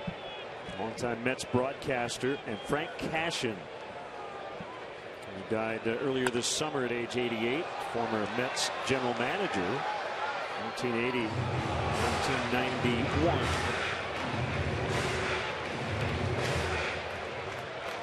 Saw the Mets earlier. We talked a lot about Ralph. 10 years in the big leagues, 369 home runs. Yeah, career cut short because of back problems, but he was a bona fide masher.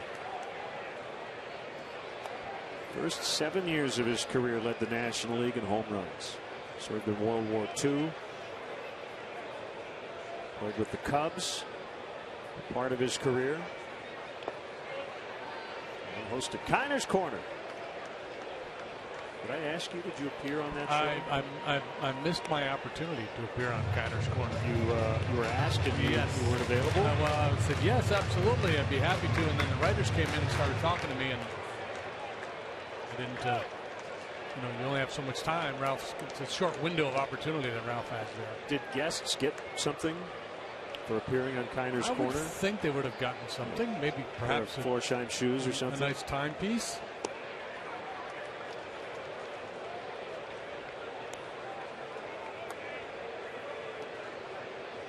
They did. We are told that you did get something. So you missed out. Oh, you could have gotten paid. Got some cash from Ralph. Kiner's cash.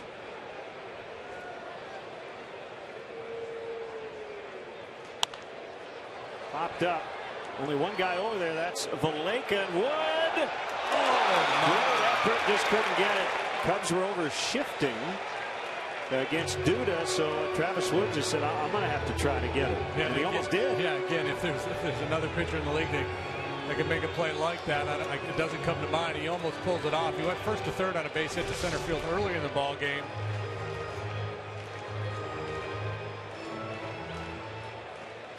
I tell you, another one who could really feel this position is the odd couple down there, Keith and Ronnie. Ron Darling, great defensive pitcher, great fielding pitcher.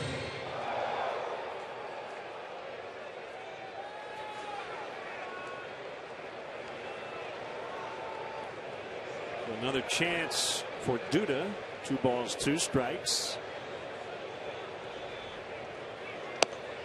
And if people don't know what we're talking about, the Kiner's Corner was a show that Ralph hosted, his post-game show, when he was broadcasting here in New York. And they had a little studio, a room, that the player would come in, sit down with Ralph. Usually, with a couple players, and they'd go over the game. And the guy would be in there with his jersey off, and he and Ralph would just be sitting there talking ball. And Ralph would say, "Well, it looked like you hit a fastball there in 3-1." No, Ralph, it was a slider. And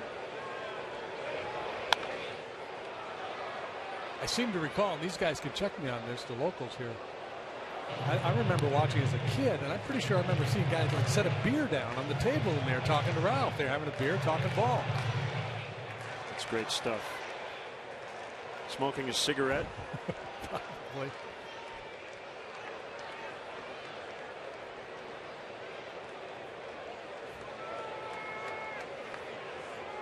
Another 3-2, a swing and a miss, strike 3, and that will end the inning. Through 5, it's the Mets 3 and the Cubs 2.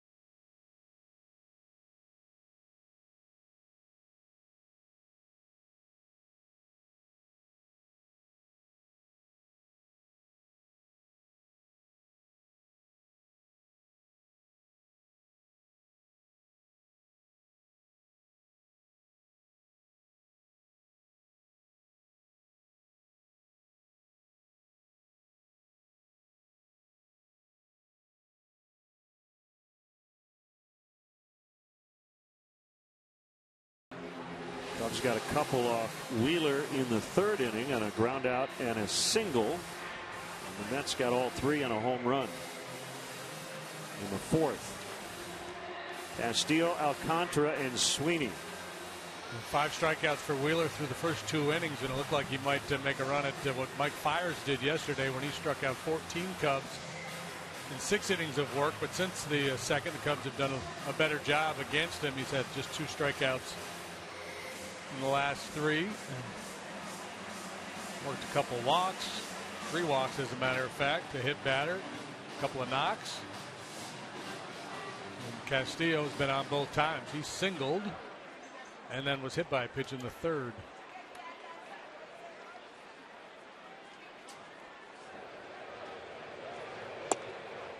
Swing and a miss by Castillo.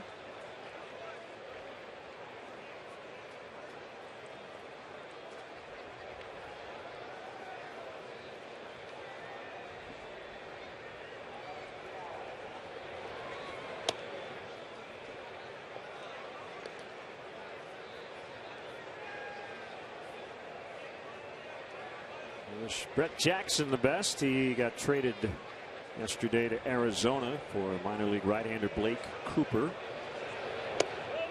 Brett had a little taste of the big leagues, and it did not go well in 2012. Battled some injuries last year and just has not been able to get back on track, so maybe a change of scenery will help. He was hitting .210 with Iowa.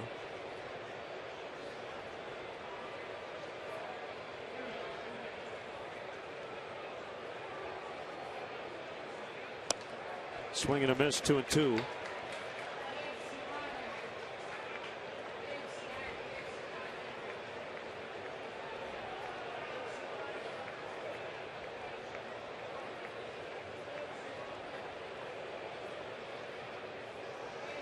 We're chomping on that gum.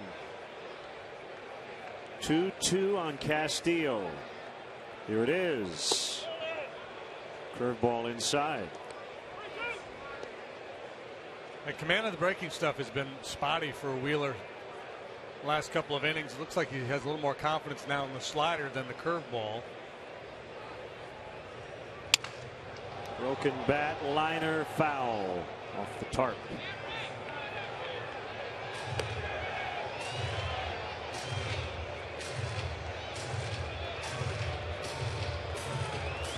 Kyle Loesch will be skipped.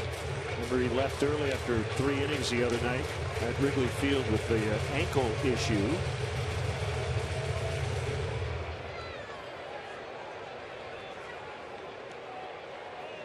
Jim Henderson done for the year on the deal with the shoulder injury.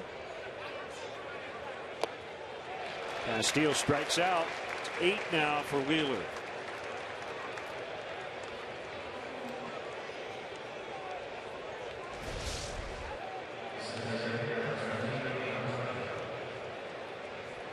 The Brewers got a lot of bad news today. Tyler Thornburg will not pitch the rest of this season either. This could have been 2 key right-handers in their bullpen down the stretch, Henderson and Thornburg.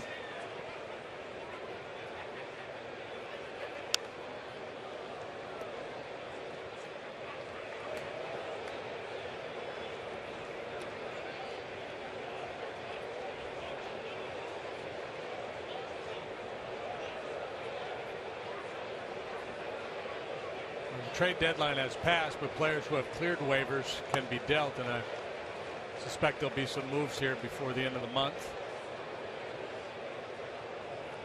Pirates acquired John Axford, who looks like a Pirate, so that makes perfect sense. Yep.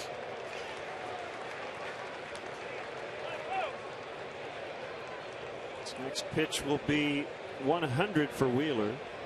Brandon Belt is going to see a specialist in Pittsburgh next week as he continues to come back from a concussion. He's been on the DL twice due to the concussion already this year.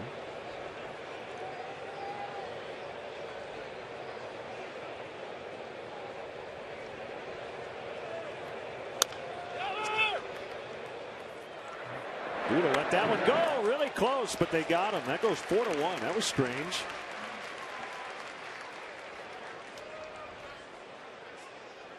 I'm not sure Duda knew where Murphy was.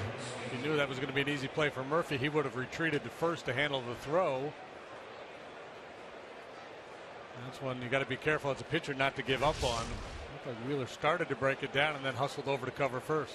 No, he's going all the way. Good call.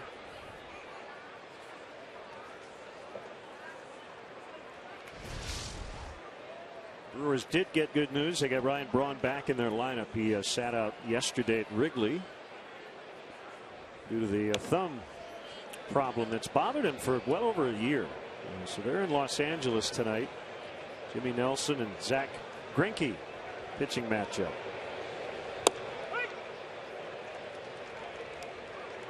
One and one to Sweeney. It's Justin Grimm in the Cubs bullpen.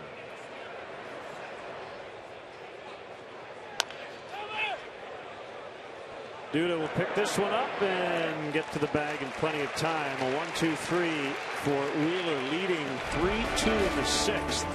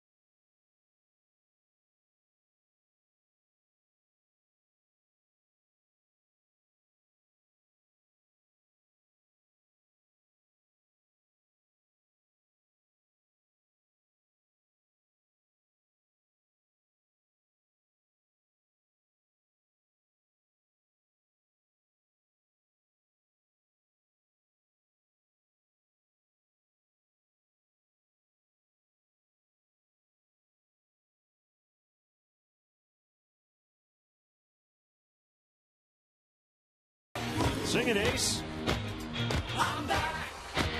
Here's our Honda game summary. Start something special with great leases and low financing on the new Honda. Visit shophonda.com or go to your local Honda dealer. Starlin Castro now with a 14-game hitting streak, but the big blow so far, the Campbell home run. No, into the left field corner. Coghlan cannot make the play. He's on the other side of the railing.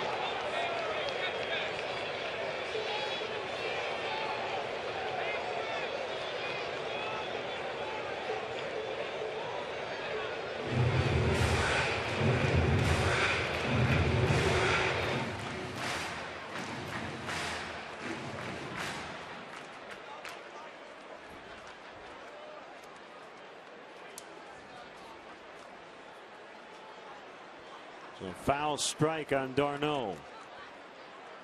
Here's the pitch. Swing and a miss. Change up. Yeah, hasn't thrown many.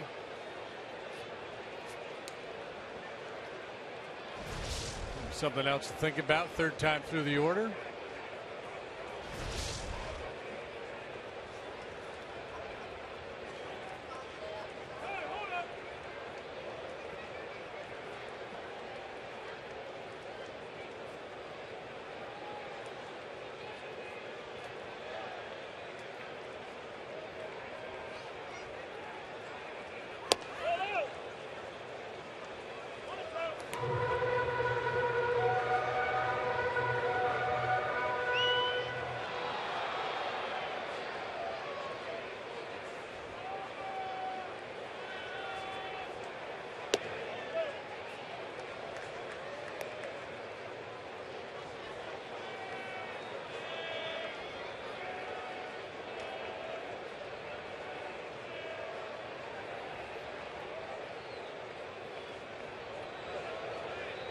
Outside 3-2. Got a nice note from Gloria Warshaw and reminding us, I remember Brett Jackson's catch in Pittsburgh in 2012. Flying up against the wall on the deep center. It was kind of one of those Reed Johnson-like catches. He was bruised and banged up, but made one of the best grabs we've seen in a while by Cubs outfielders. Darno strikes out.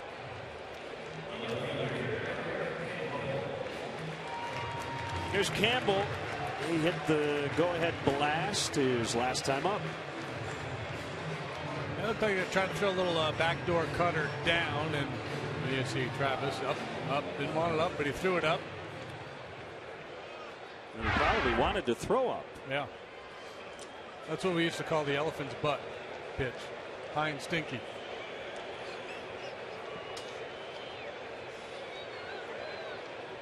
I'm going to try to forget you said that, but I don't think I can.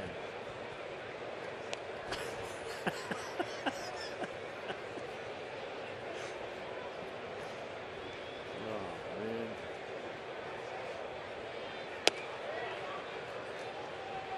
That will go into the baseball dictionary.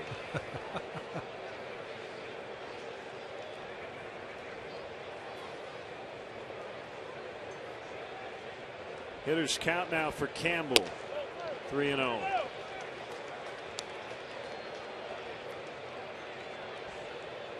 Strikeout on Darno was on a pitch that was up out of the zone. He got away with it. And now he's falling behind Campbell and got some work to do here to get back. It was a good start.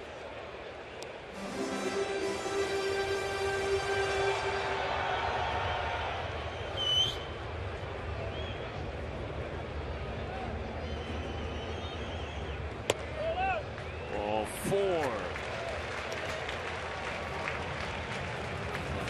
Lack of conviction on that one. Campbell took him deep last time, and I think he just didn't want to challenge there. That's it. Ricky Renteria has made the call. It'll be Justin Grimm.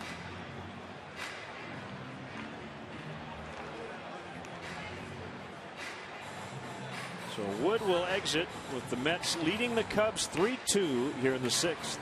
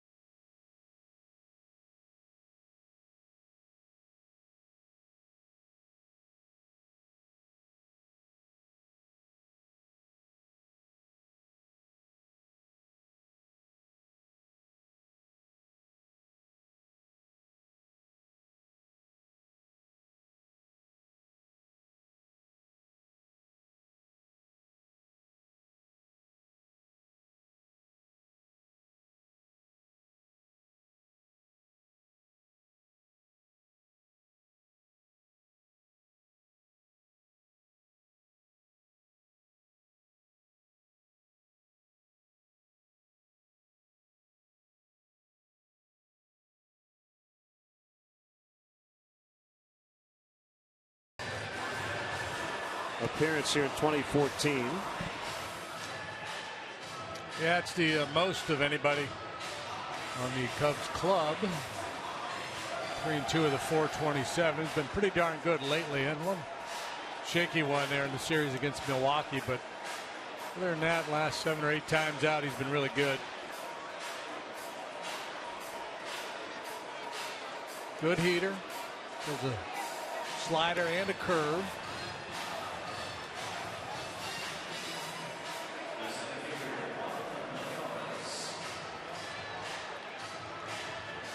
I'm taking a big risk by asking this question, but did you come up with that phrase for the bad No.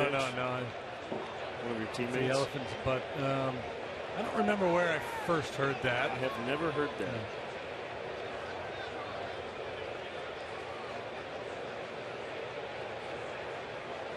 Shane Reynolds used to use it, that term, for a bit.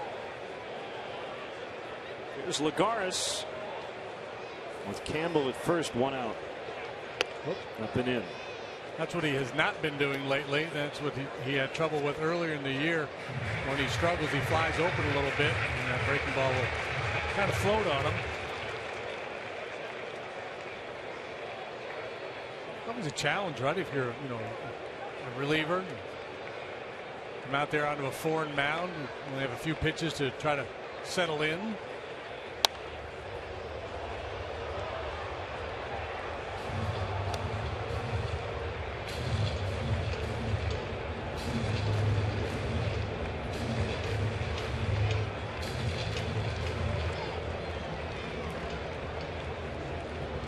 Vic Black, a right-hander up in the Mets bullpen. He's got that changeup grip.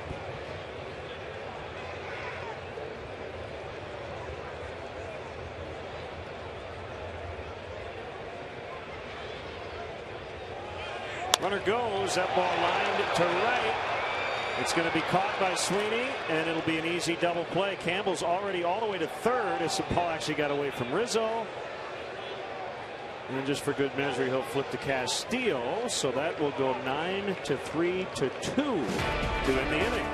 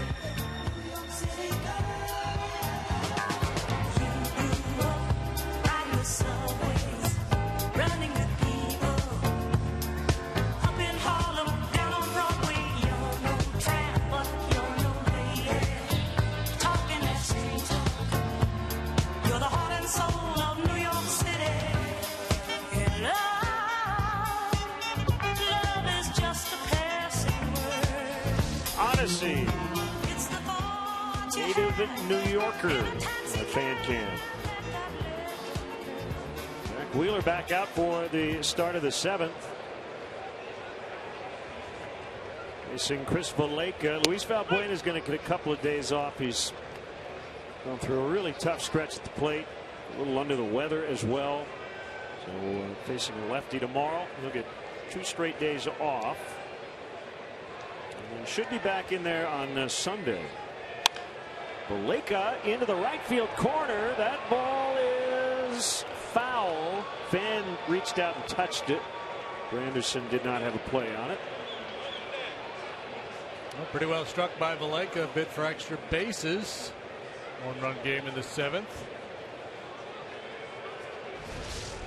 Bueno not in the lineup, but on deck now to pinch hit.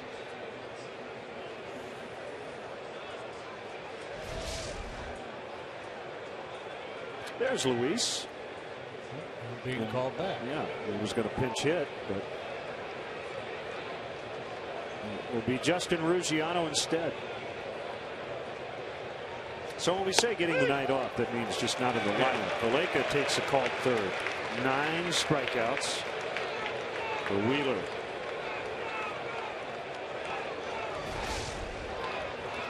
Baleka clearly thinking breaking ball here. 96. It's a good chunk of the outer third.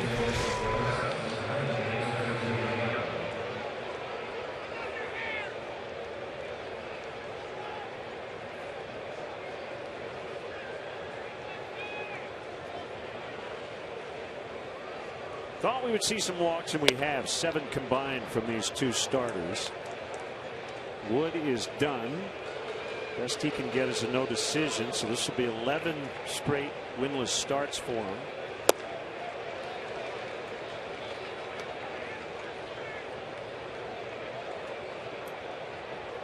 One ball, 1 strike on pinch hitter Justin Ruggiano.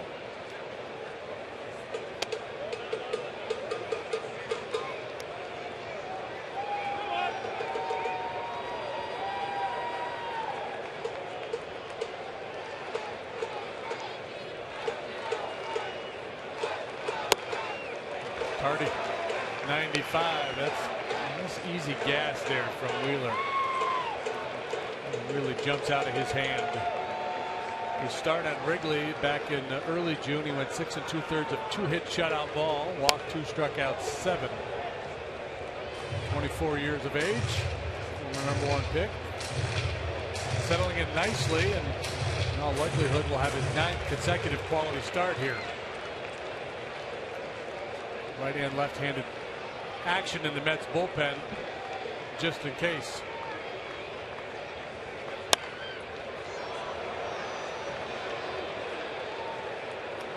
Black was up earlier. He's still he's the right-hander. Dan Evelyn, the lefty. Ricky Bonas, the bullpen coach, watching.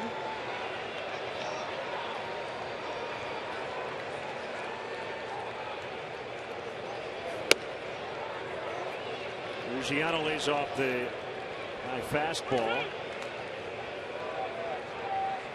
Full count, 3-2. I feel like Terry Collins is just going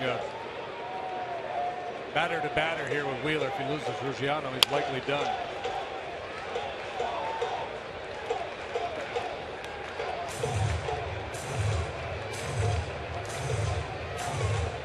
Which sometimes can lead a pitcher to make a big mistake.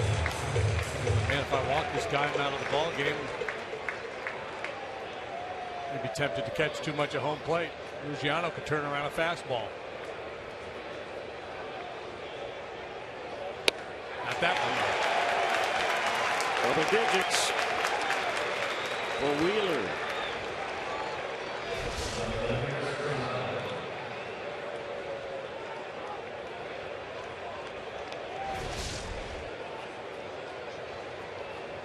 Ties his strikeout high for the year. He struck out 10 Marlins back on April 25th. 2 away from his career high, set in actually 1 year ago today at San Diego. He struck out 12 Padres.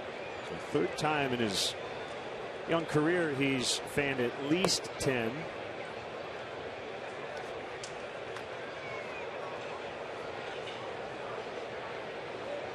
Likely going to set a new career high in pitches. He's hit 118 twice. And that is number 118.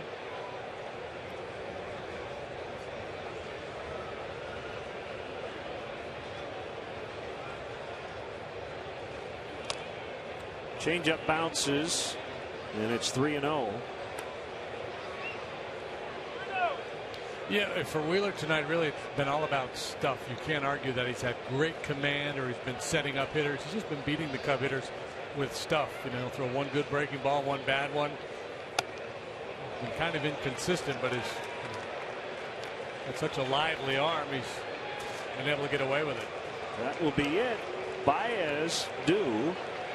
And Terry Collins is going to go to his bullpen. Wheeler will get a good hand. It looks like it'll be Vic Black.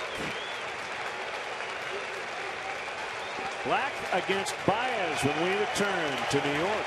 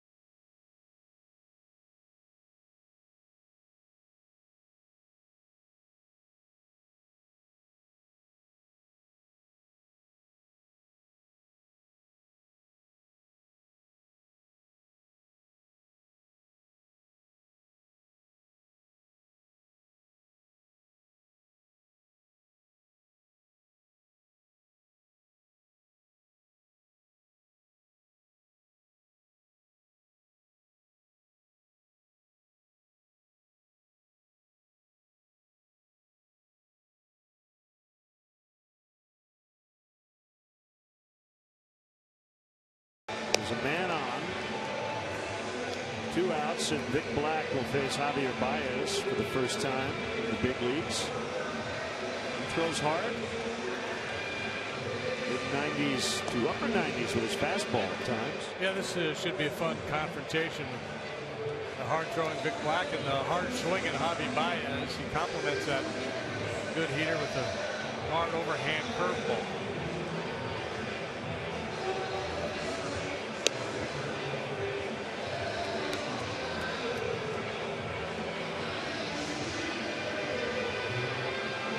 It will be interesting to see how aggressive he is with Baez representing the go-ahead run. I think that they're lined up for a free kick.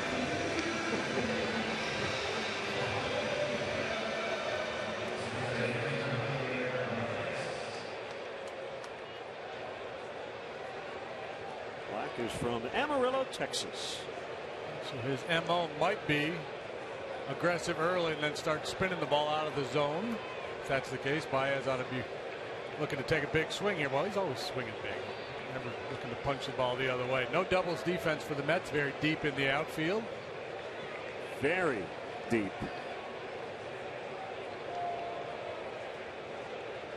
Good lead by Coghlan. There it was. He did get after him with that first pitch heater. Now he'll look to expand, either elevate the fastball or start throwing the curveball. Might not see another one as good as that.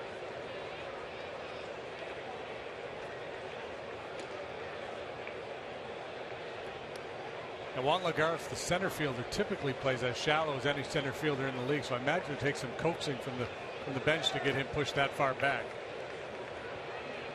He's a very daring center fielder.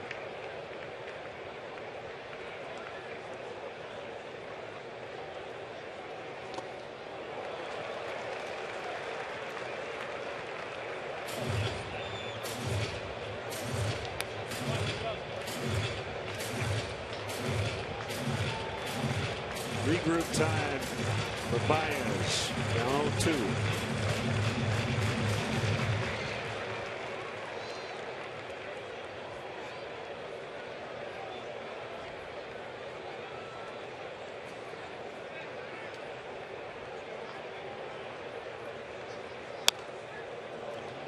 bit of a mistake there.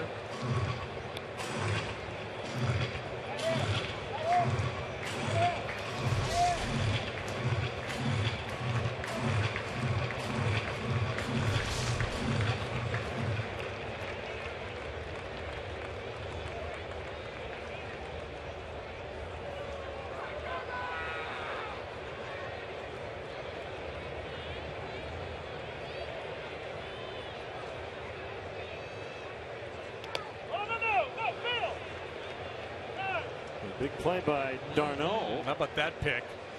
To keep Coghlan out of scoring position.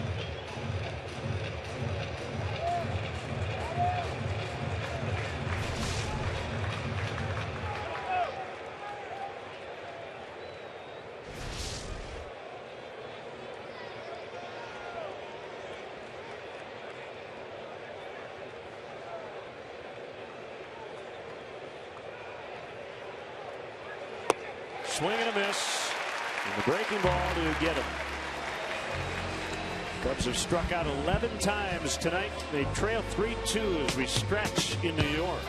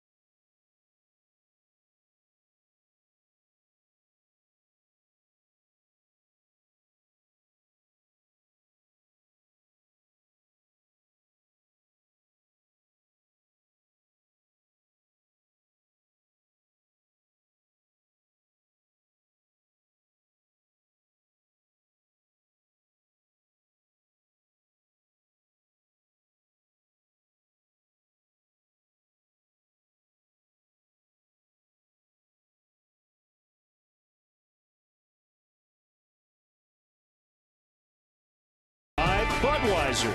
Great times are waiting. Grab some buds. Ford, manufacturers of America's best-selling brand.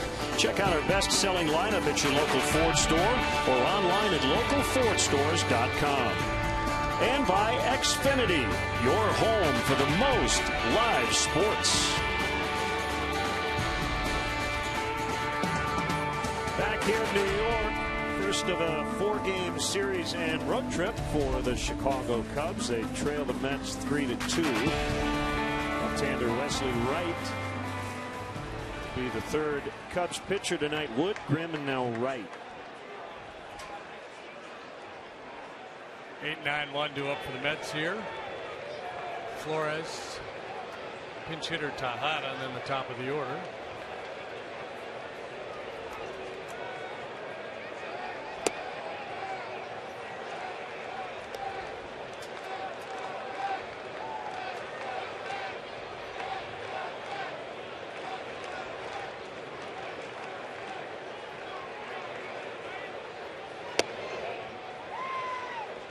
Ball 2. Flores has grabbed most of the playing time at short ahead of Tejada.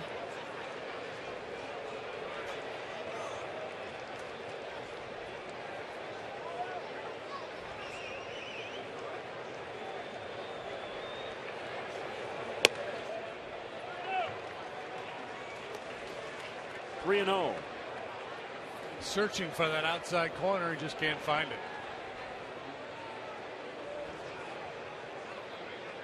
hit the 5-pin here.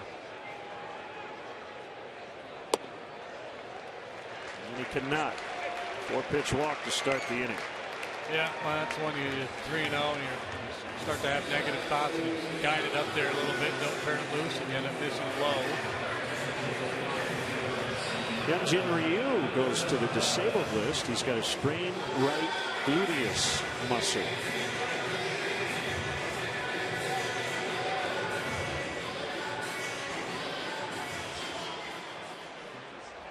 And the Dodgers are losing Josh Beckett. They added Roberto Hernandez, Kevin Correa.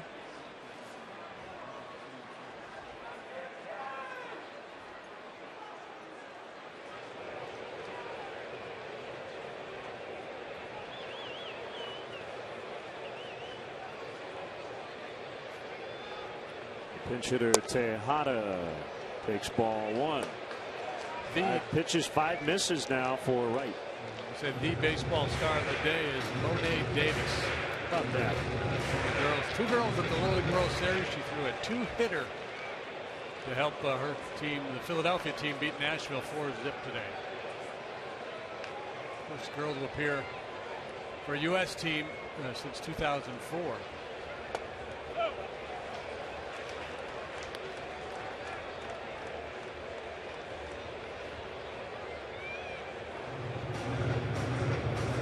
A lot of big leaguers tweeting about it.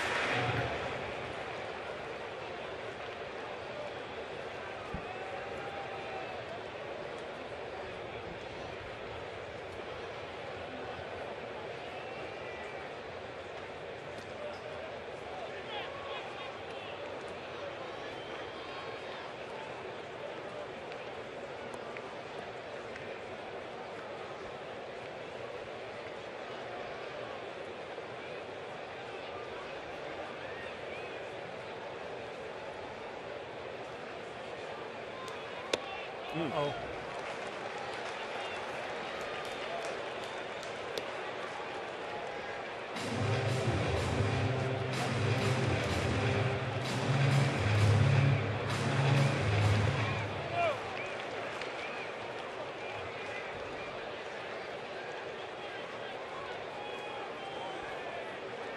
Walk the leadoff man, now 3-0 on Tejada.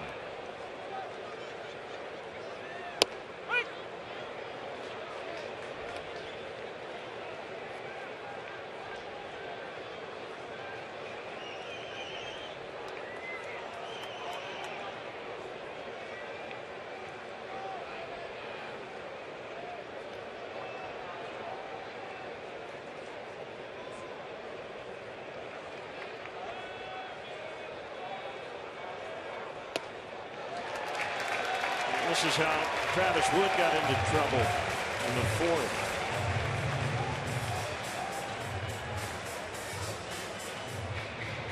That's kind of ironic because Wesley Wright's the only left-hander in the bullpen, so he gets the call here with the bottom of the order coming up so that he would be available as the lineup turned over for Granderson and Murphy. But I'm sure what Ricky Renteria was hoping he would face these left-handed hitters with 2 outs and nobody on.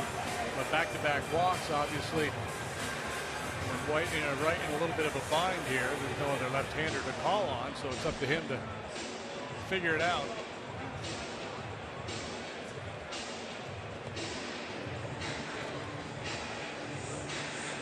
Spazio saying the triple play is in order.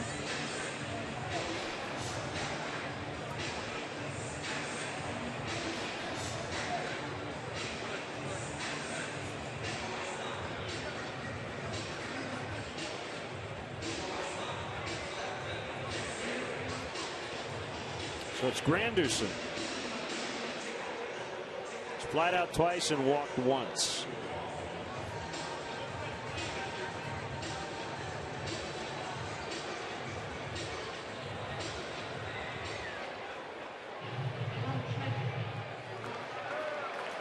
Flores at second, Tejada at first.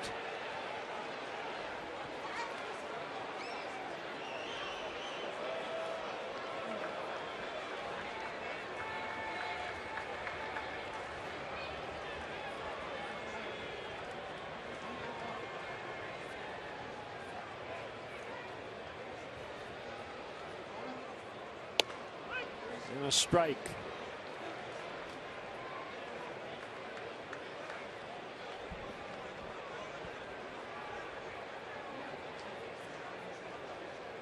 Kansas City with a 5-run fourth inning, now leading at Minnesota 5-3 in the fifth.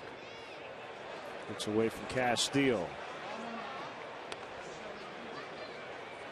Rays shutting out the Yankees 4-0 in St. Pete. They're in the top of the 8th in that ball game. Rays home after a long road trip. Alex Cobb 7 1/3, no runs, 8 strikeouts. That sounds familiar. Yes, it does. Anderson in the air to left. Coghlan makes the play. Flores on his way to third. He will be out. Double play. Nice job by Coghlan to get behind that ball, and he fired a strike to Vallejo. Yeah, that's kind of a rare tag there to try to go from second to third on that ball. I mean, it was relatively deep. Coghlan doesn't have a great arm, but in this instance, he gets off a good, strong, accurate throw.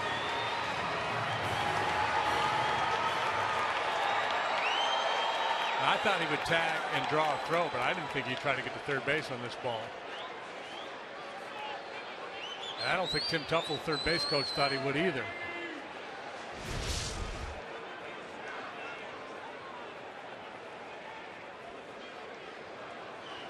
Murphy takes a strike.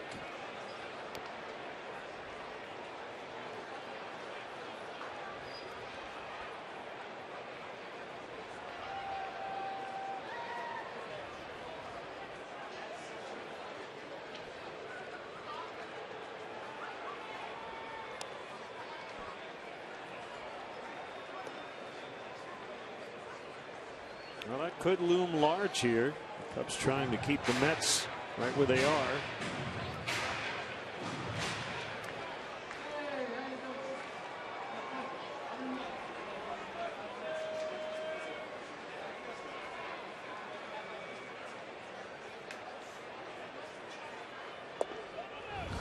And I don't know what kind of reports the Mets, with their advanced scout or what they saw on video on Coghlan, but that's one that could get the advanced scout in trouble, right? Wait a minute, you told us this guy didn't have that good of an arm. You told us he wasn't that accurate.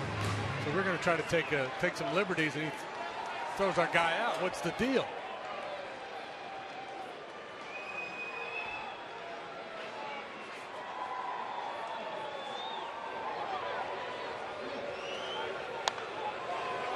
Feathered down the right field line out of play.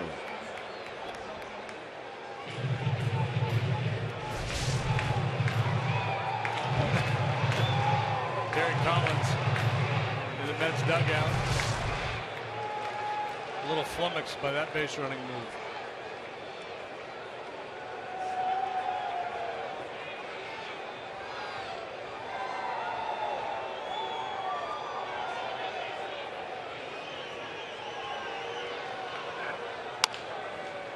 Wright's going to get out of it. Walk 2 to start the inning. Got some help from his left fielder. And we'll head off to the 8th. It's still New York 3 and the Cubs 2.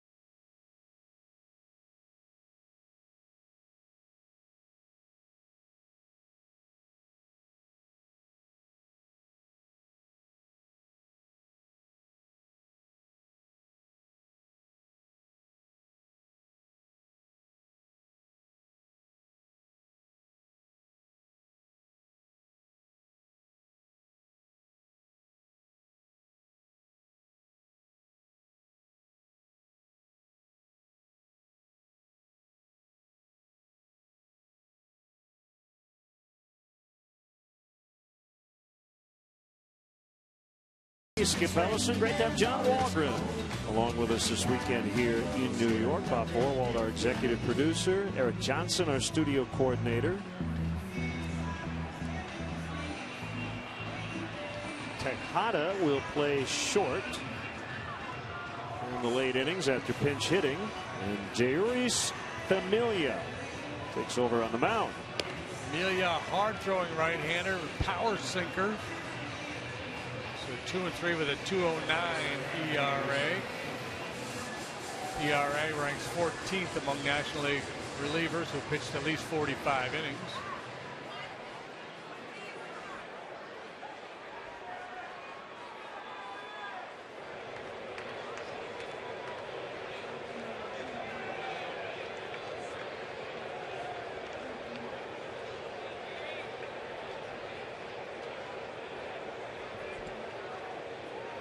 Pretty reliable about keeping the ball in the ballpark. Just 2 home runs surrendered. See what you were doing there. Rizzo's homered, what, 11 times on the first pitch? Just working a little reverse karma.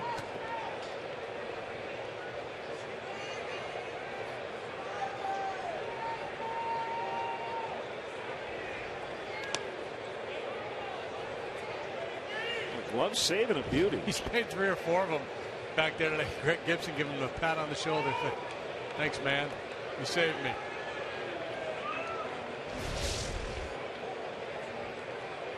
Let's Gibson jump out of the way. And I don't know what the hands of the shortstop back there tonight. 1-1 on Rizzo. Here's the pitch. Swing and a miss.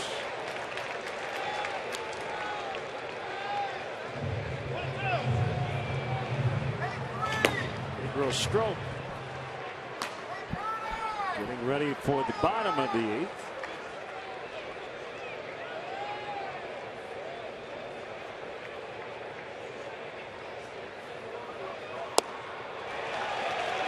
That's a good sinker there. Yeah. Wow. Power sinker at 96. Willie Peralta.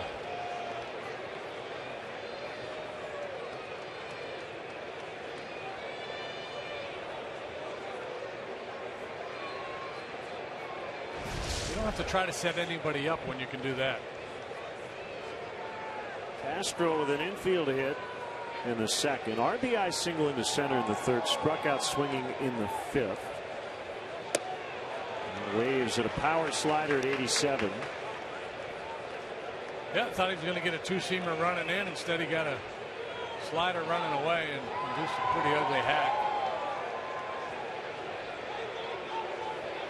Guessing's a big part of it. Playing hunches.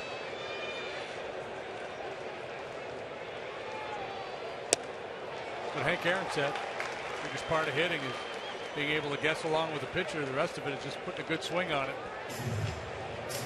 Well, he's missed back-to-back sliders here. And is down 0-2.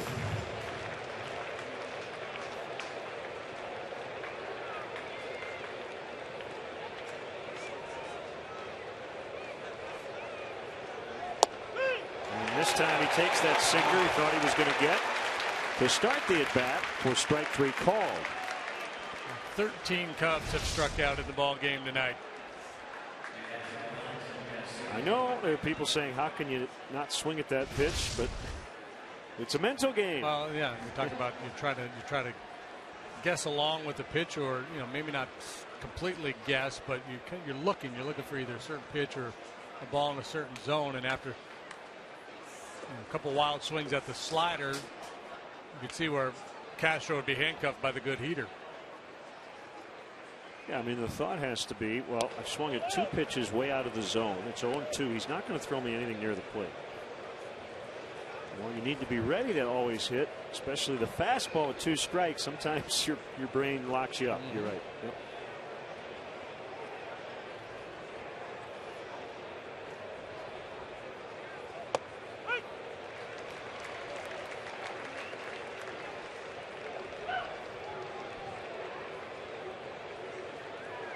And again, that goes back to Familia's stuff too. Another pitcher who doesn't throw 97-mile-an-hour sinkers might have been, okay, I'm going to go up and in, push him off the plate to try to set up the slider away. He's just like, I got two really good pitches that most guys can't hit if I execute my pitch. Yeah, and a lot of these Cubs hitters, this stuff is unfamiliar. It's unfamiliar. Cubs swept the Mets back at Wrigley in early June. 2 one-run games. 2-1, 5-4, and then 7-4 in the finale.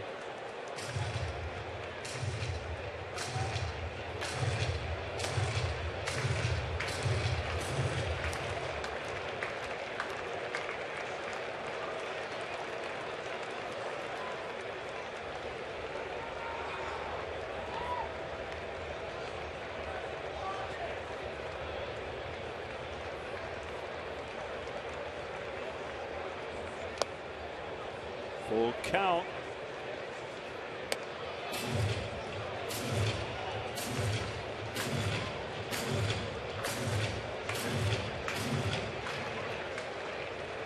See Roy telling himself, get the ball up.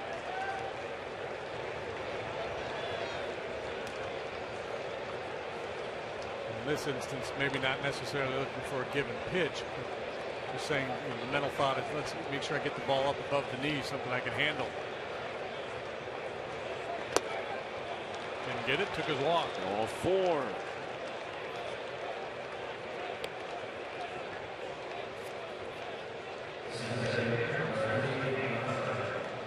Looks like Carlos Gonzalez is done for the year. He's got left knee tendonitis. Might need surgery. News keeps getting worse for the Rockies.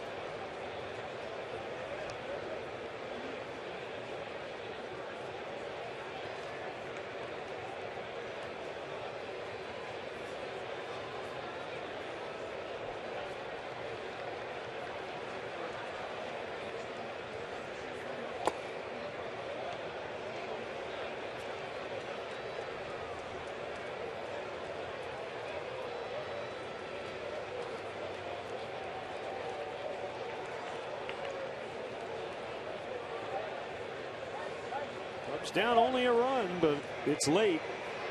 4 outs to work with.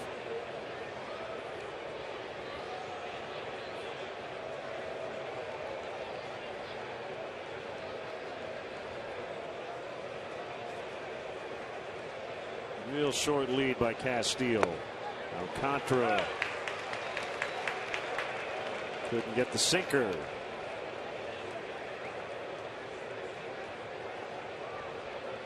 And with a short bench, you got to be careful how you use your resources. Had to be some temptation for Renteria to run late there for Castillo after drawing the 2-out walk. But he's only got 4 guys on the bench. Yeah, and that's a 2-for-1 because then you got to put Baker in the game. Ruggiano's already been used. You'd only have Valbuena left. And he's under the weather.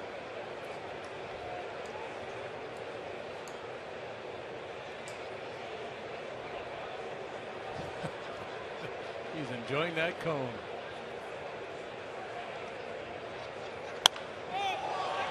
Popped up over near the on-deck circle, caught by Darno, and that'll end the inning. Go to the bottom of the 8th. Still 3-2 Mets.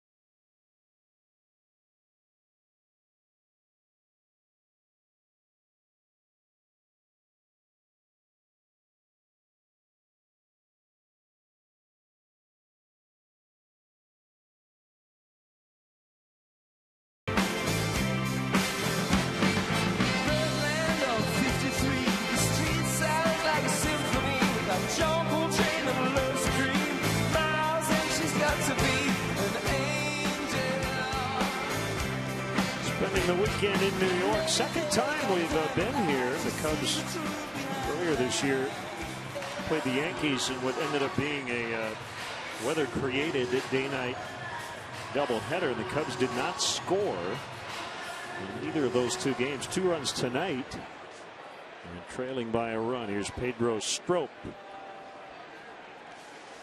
Pedro gets the middle of the Mets order here. It's right, Duda and d'Arnaud. He's had a couple days off after working back-to-back games. So the first 2 games of the Brewers series. Right. Talked about how good he has been against lefties this year, hitting .393 coming into this ball game, but he has struggled mightily against righties. Breaking ball from Strop buckled him.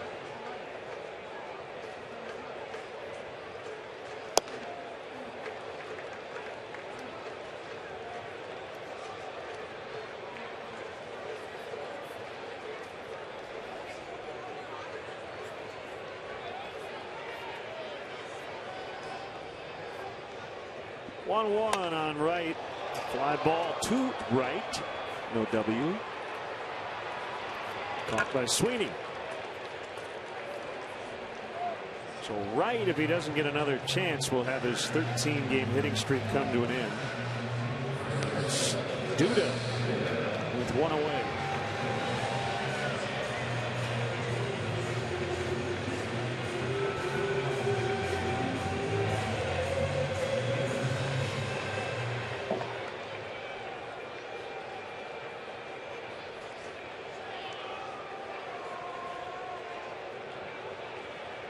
Be Henry Mejia in the 9th with at least a 1-run lead.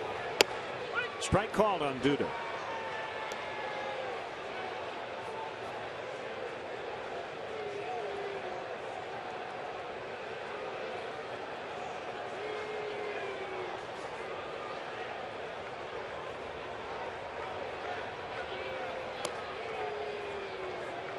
The Rays a winner 5-0 over the Yankees. They're at 500. Mark Topkin tweeting they're the 4th team ever to get back to 500 after being 18 under. The Devil Rays did it in 04, the Marlins in 06, and the Colonels back in 1899. Good club, the Colonels.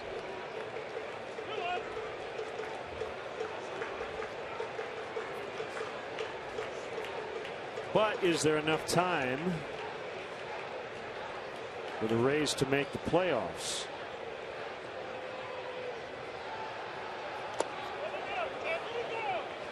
Duda wet.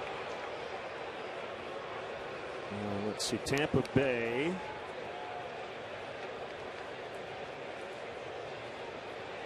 Five and a half out in the wild card, but they're behind a lot of teams. Detroit, Seattle, Toronto, the Yankees tied with Cleveland. They're 2 behind Toronto for basically 3rd for the final wild card spot. So we need to leapfrog a few teams here in the next couple of weeks. 40 left.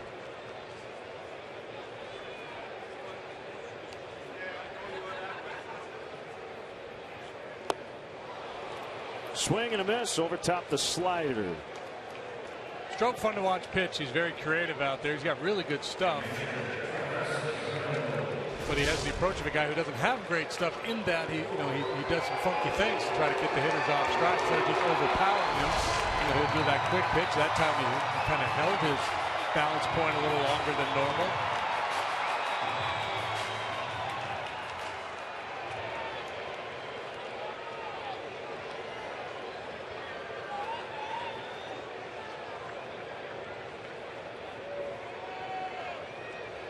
Do that and still execute quality pitches. I think it's a great idea.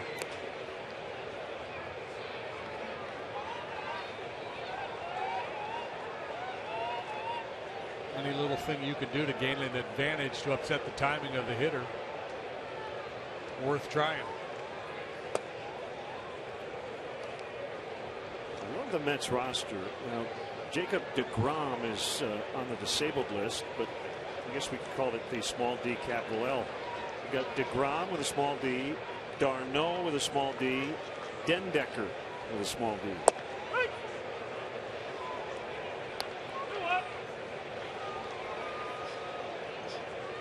It's kind of fun. Yeah. It might be a record. Hold up. Greg Gibson has not lost his enthusiasm. Done a nice job back there tonight.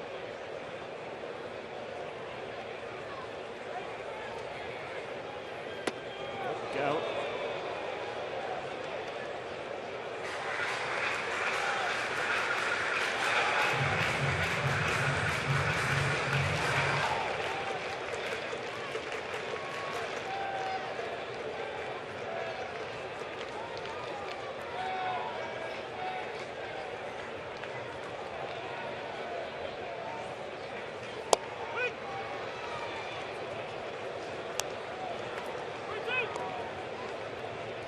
Three and two at 2 outs in the ninth. Sweeney, Berleka, and a pinch hitter, probably Valbuena.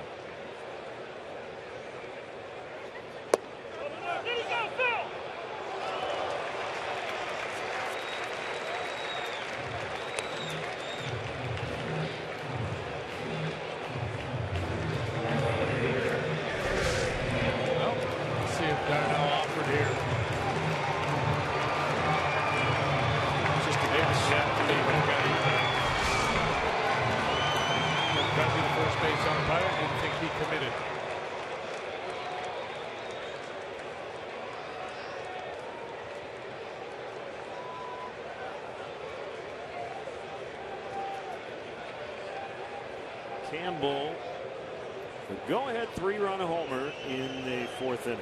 It was off Travis Wood. Strike call. It was followed up by a Juan Lagares base hit. What do we got going on here?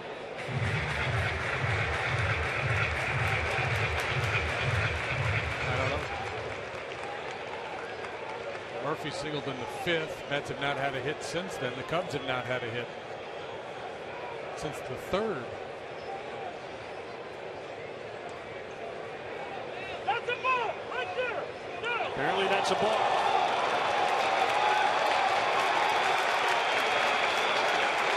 Nicky Andrea, he's not supposed to be able to argue box. He's probably just going to ask for an explanation.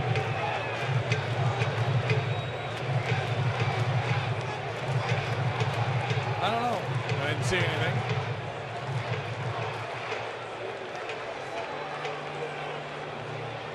Talked about Pedro, how he can be a little creative out there. Possible that he started and stopped. Oh, no. Where's the ball? No. I don't see any balk there. Slightest of flinches, but yeah, that's not starting his motion. Fire's got to read intent. He's got to have a little sense of whether the pitcher's trying to gain an advantage or not. One thing, once a pitcher comes set, and then if he flinches, I get it. But this preliminary move before he even gets going.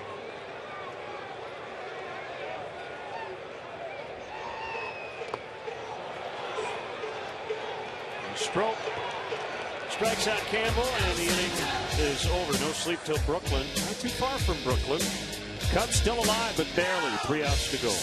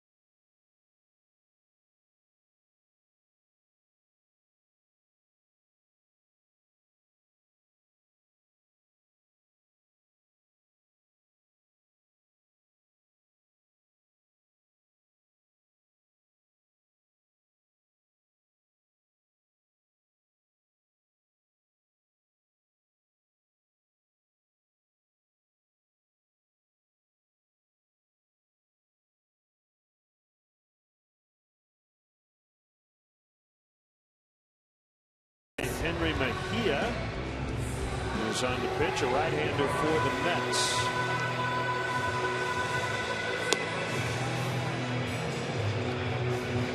Mejia does not have the overpowering stuff that Familia does. He's 5-5 with a .384 this year, 17 saves in 20 tries. He's actually made 7 starts for the Mets earlier this year. He's got a whip of 1.53, 80 hits in 75 innings, 6 long balls, 35 walks. There's a lot of traffic. That's a lot of going on there. It's a lot going on that stat line for a closer. Yeah, he's dealt with a hernia, some right calf issues. A hernia will require surgery once the season ends. Let's see if the Cubs can get to him here for at least one.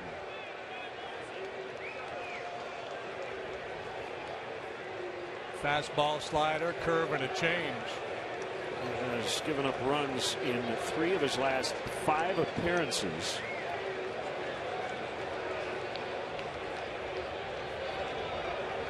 As he works to Ryan Sweeney. On the pitch. Fastball high.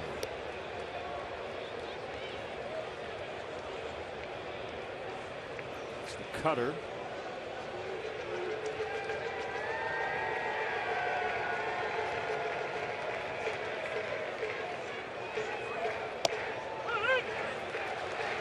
That one hit the spot.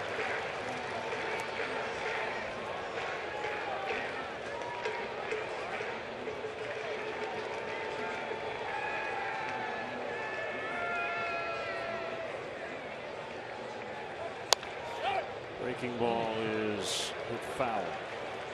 Pretty good swing by Sweeney, but foul, and now he's down in the count. He's got to go into battle mode here.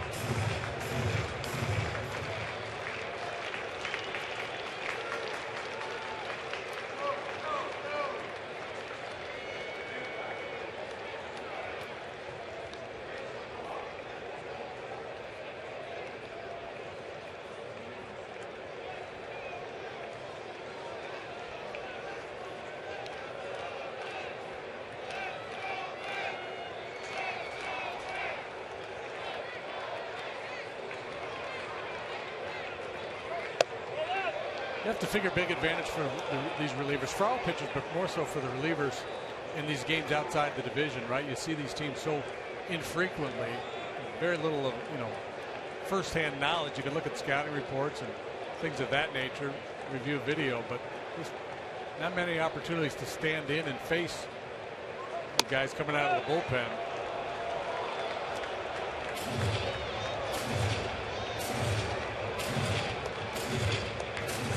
Everybody now throws 96. Yeah, I mean, at least with the Pirates and the Reds and the Brewers and all the teams in the Central, the Cub hitters have a better feel for what those guys are going to do.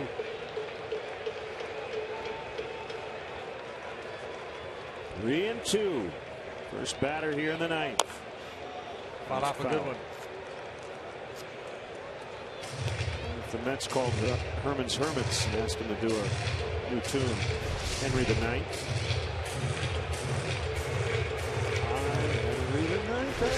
Yeah. Not a setup guy, he's a closer, so it can't be Henry the 8th.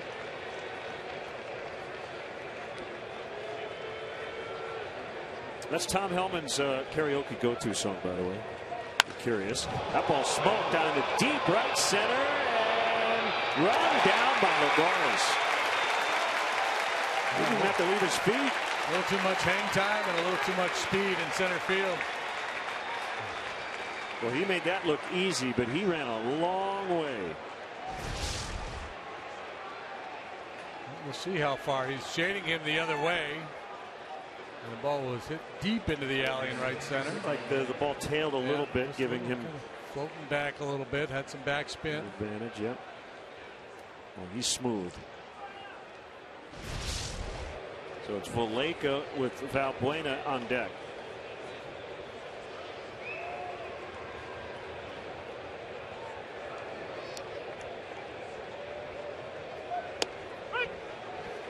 And a called strike.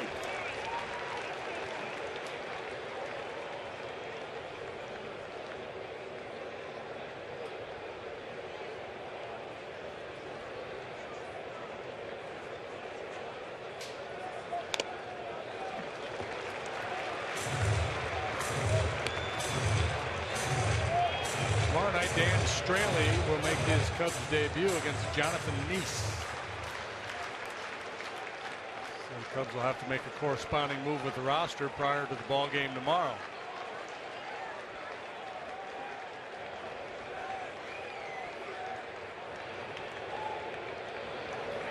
Whoa. The ball thankfully hit the glove and not the helmet.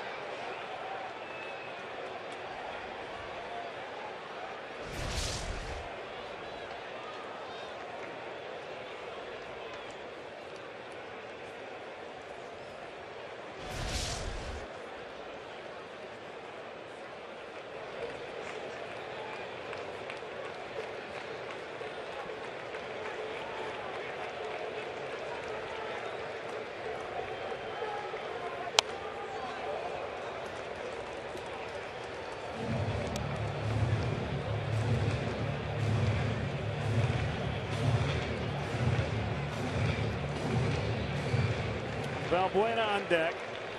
We're in the ninth. It's 3-2 Mets.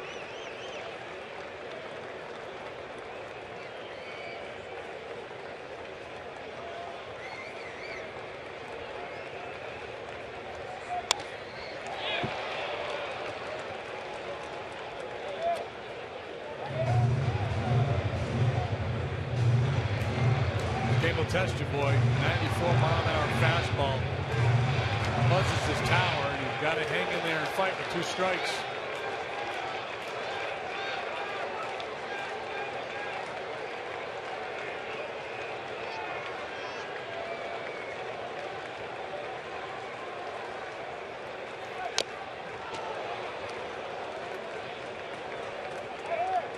Another spoiler by Vallejo.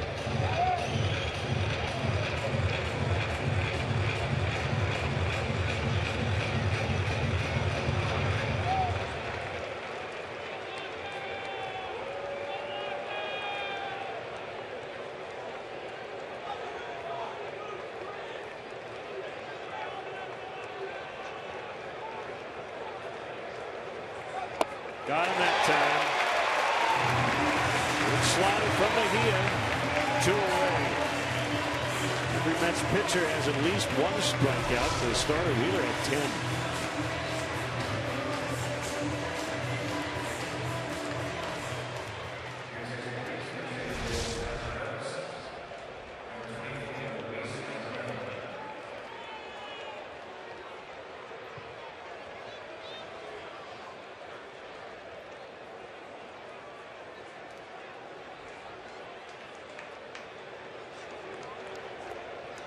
Buena's been in a tailspin here as of late.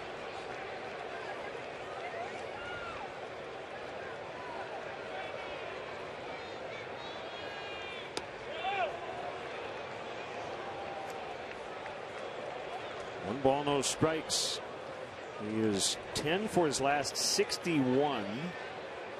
It's a 164 average over his last 19 games.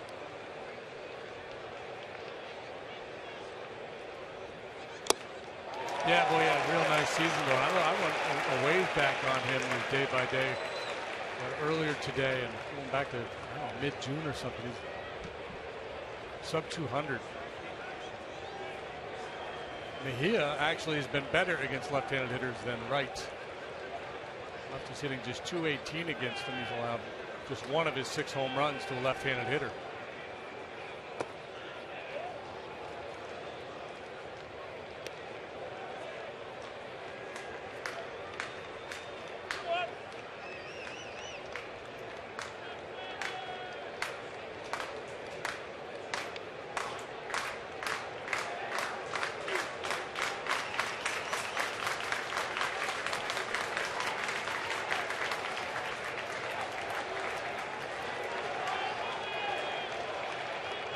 Kick, the 2-1. It is a strike. And it's 2-2. Anderson really deep and right.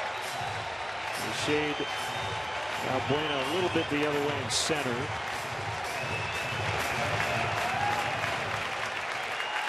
Coghlan on deck, hoping he gets an opportunity.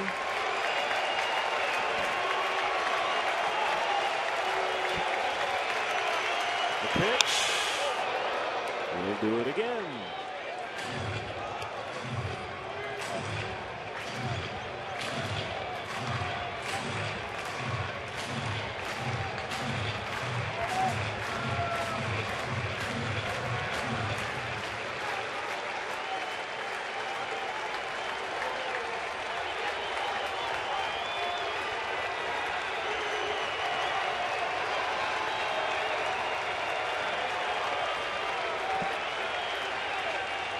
Two and two on Valbuena. The pitch. Ground ball to first. Mejia gets the flip from Duda. And the Mets hang on 3-2 the final as Eric Campbell hit the game-winning home run in the 4th inning. Once again, the final. Mets 3, Cubs 2. We'll be back.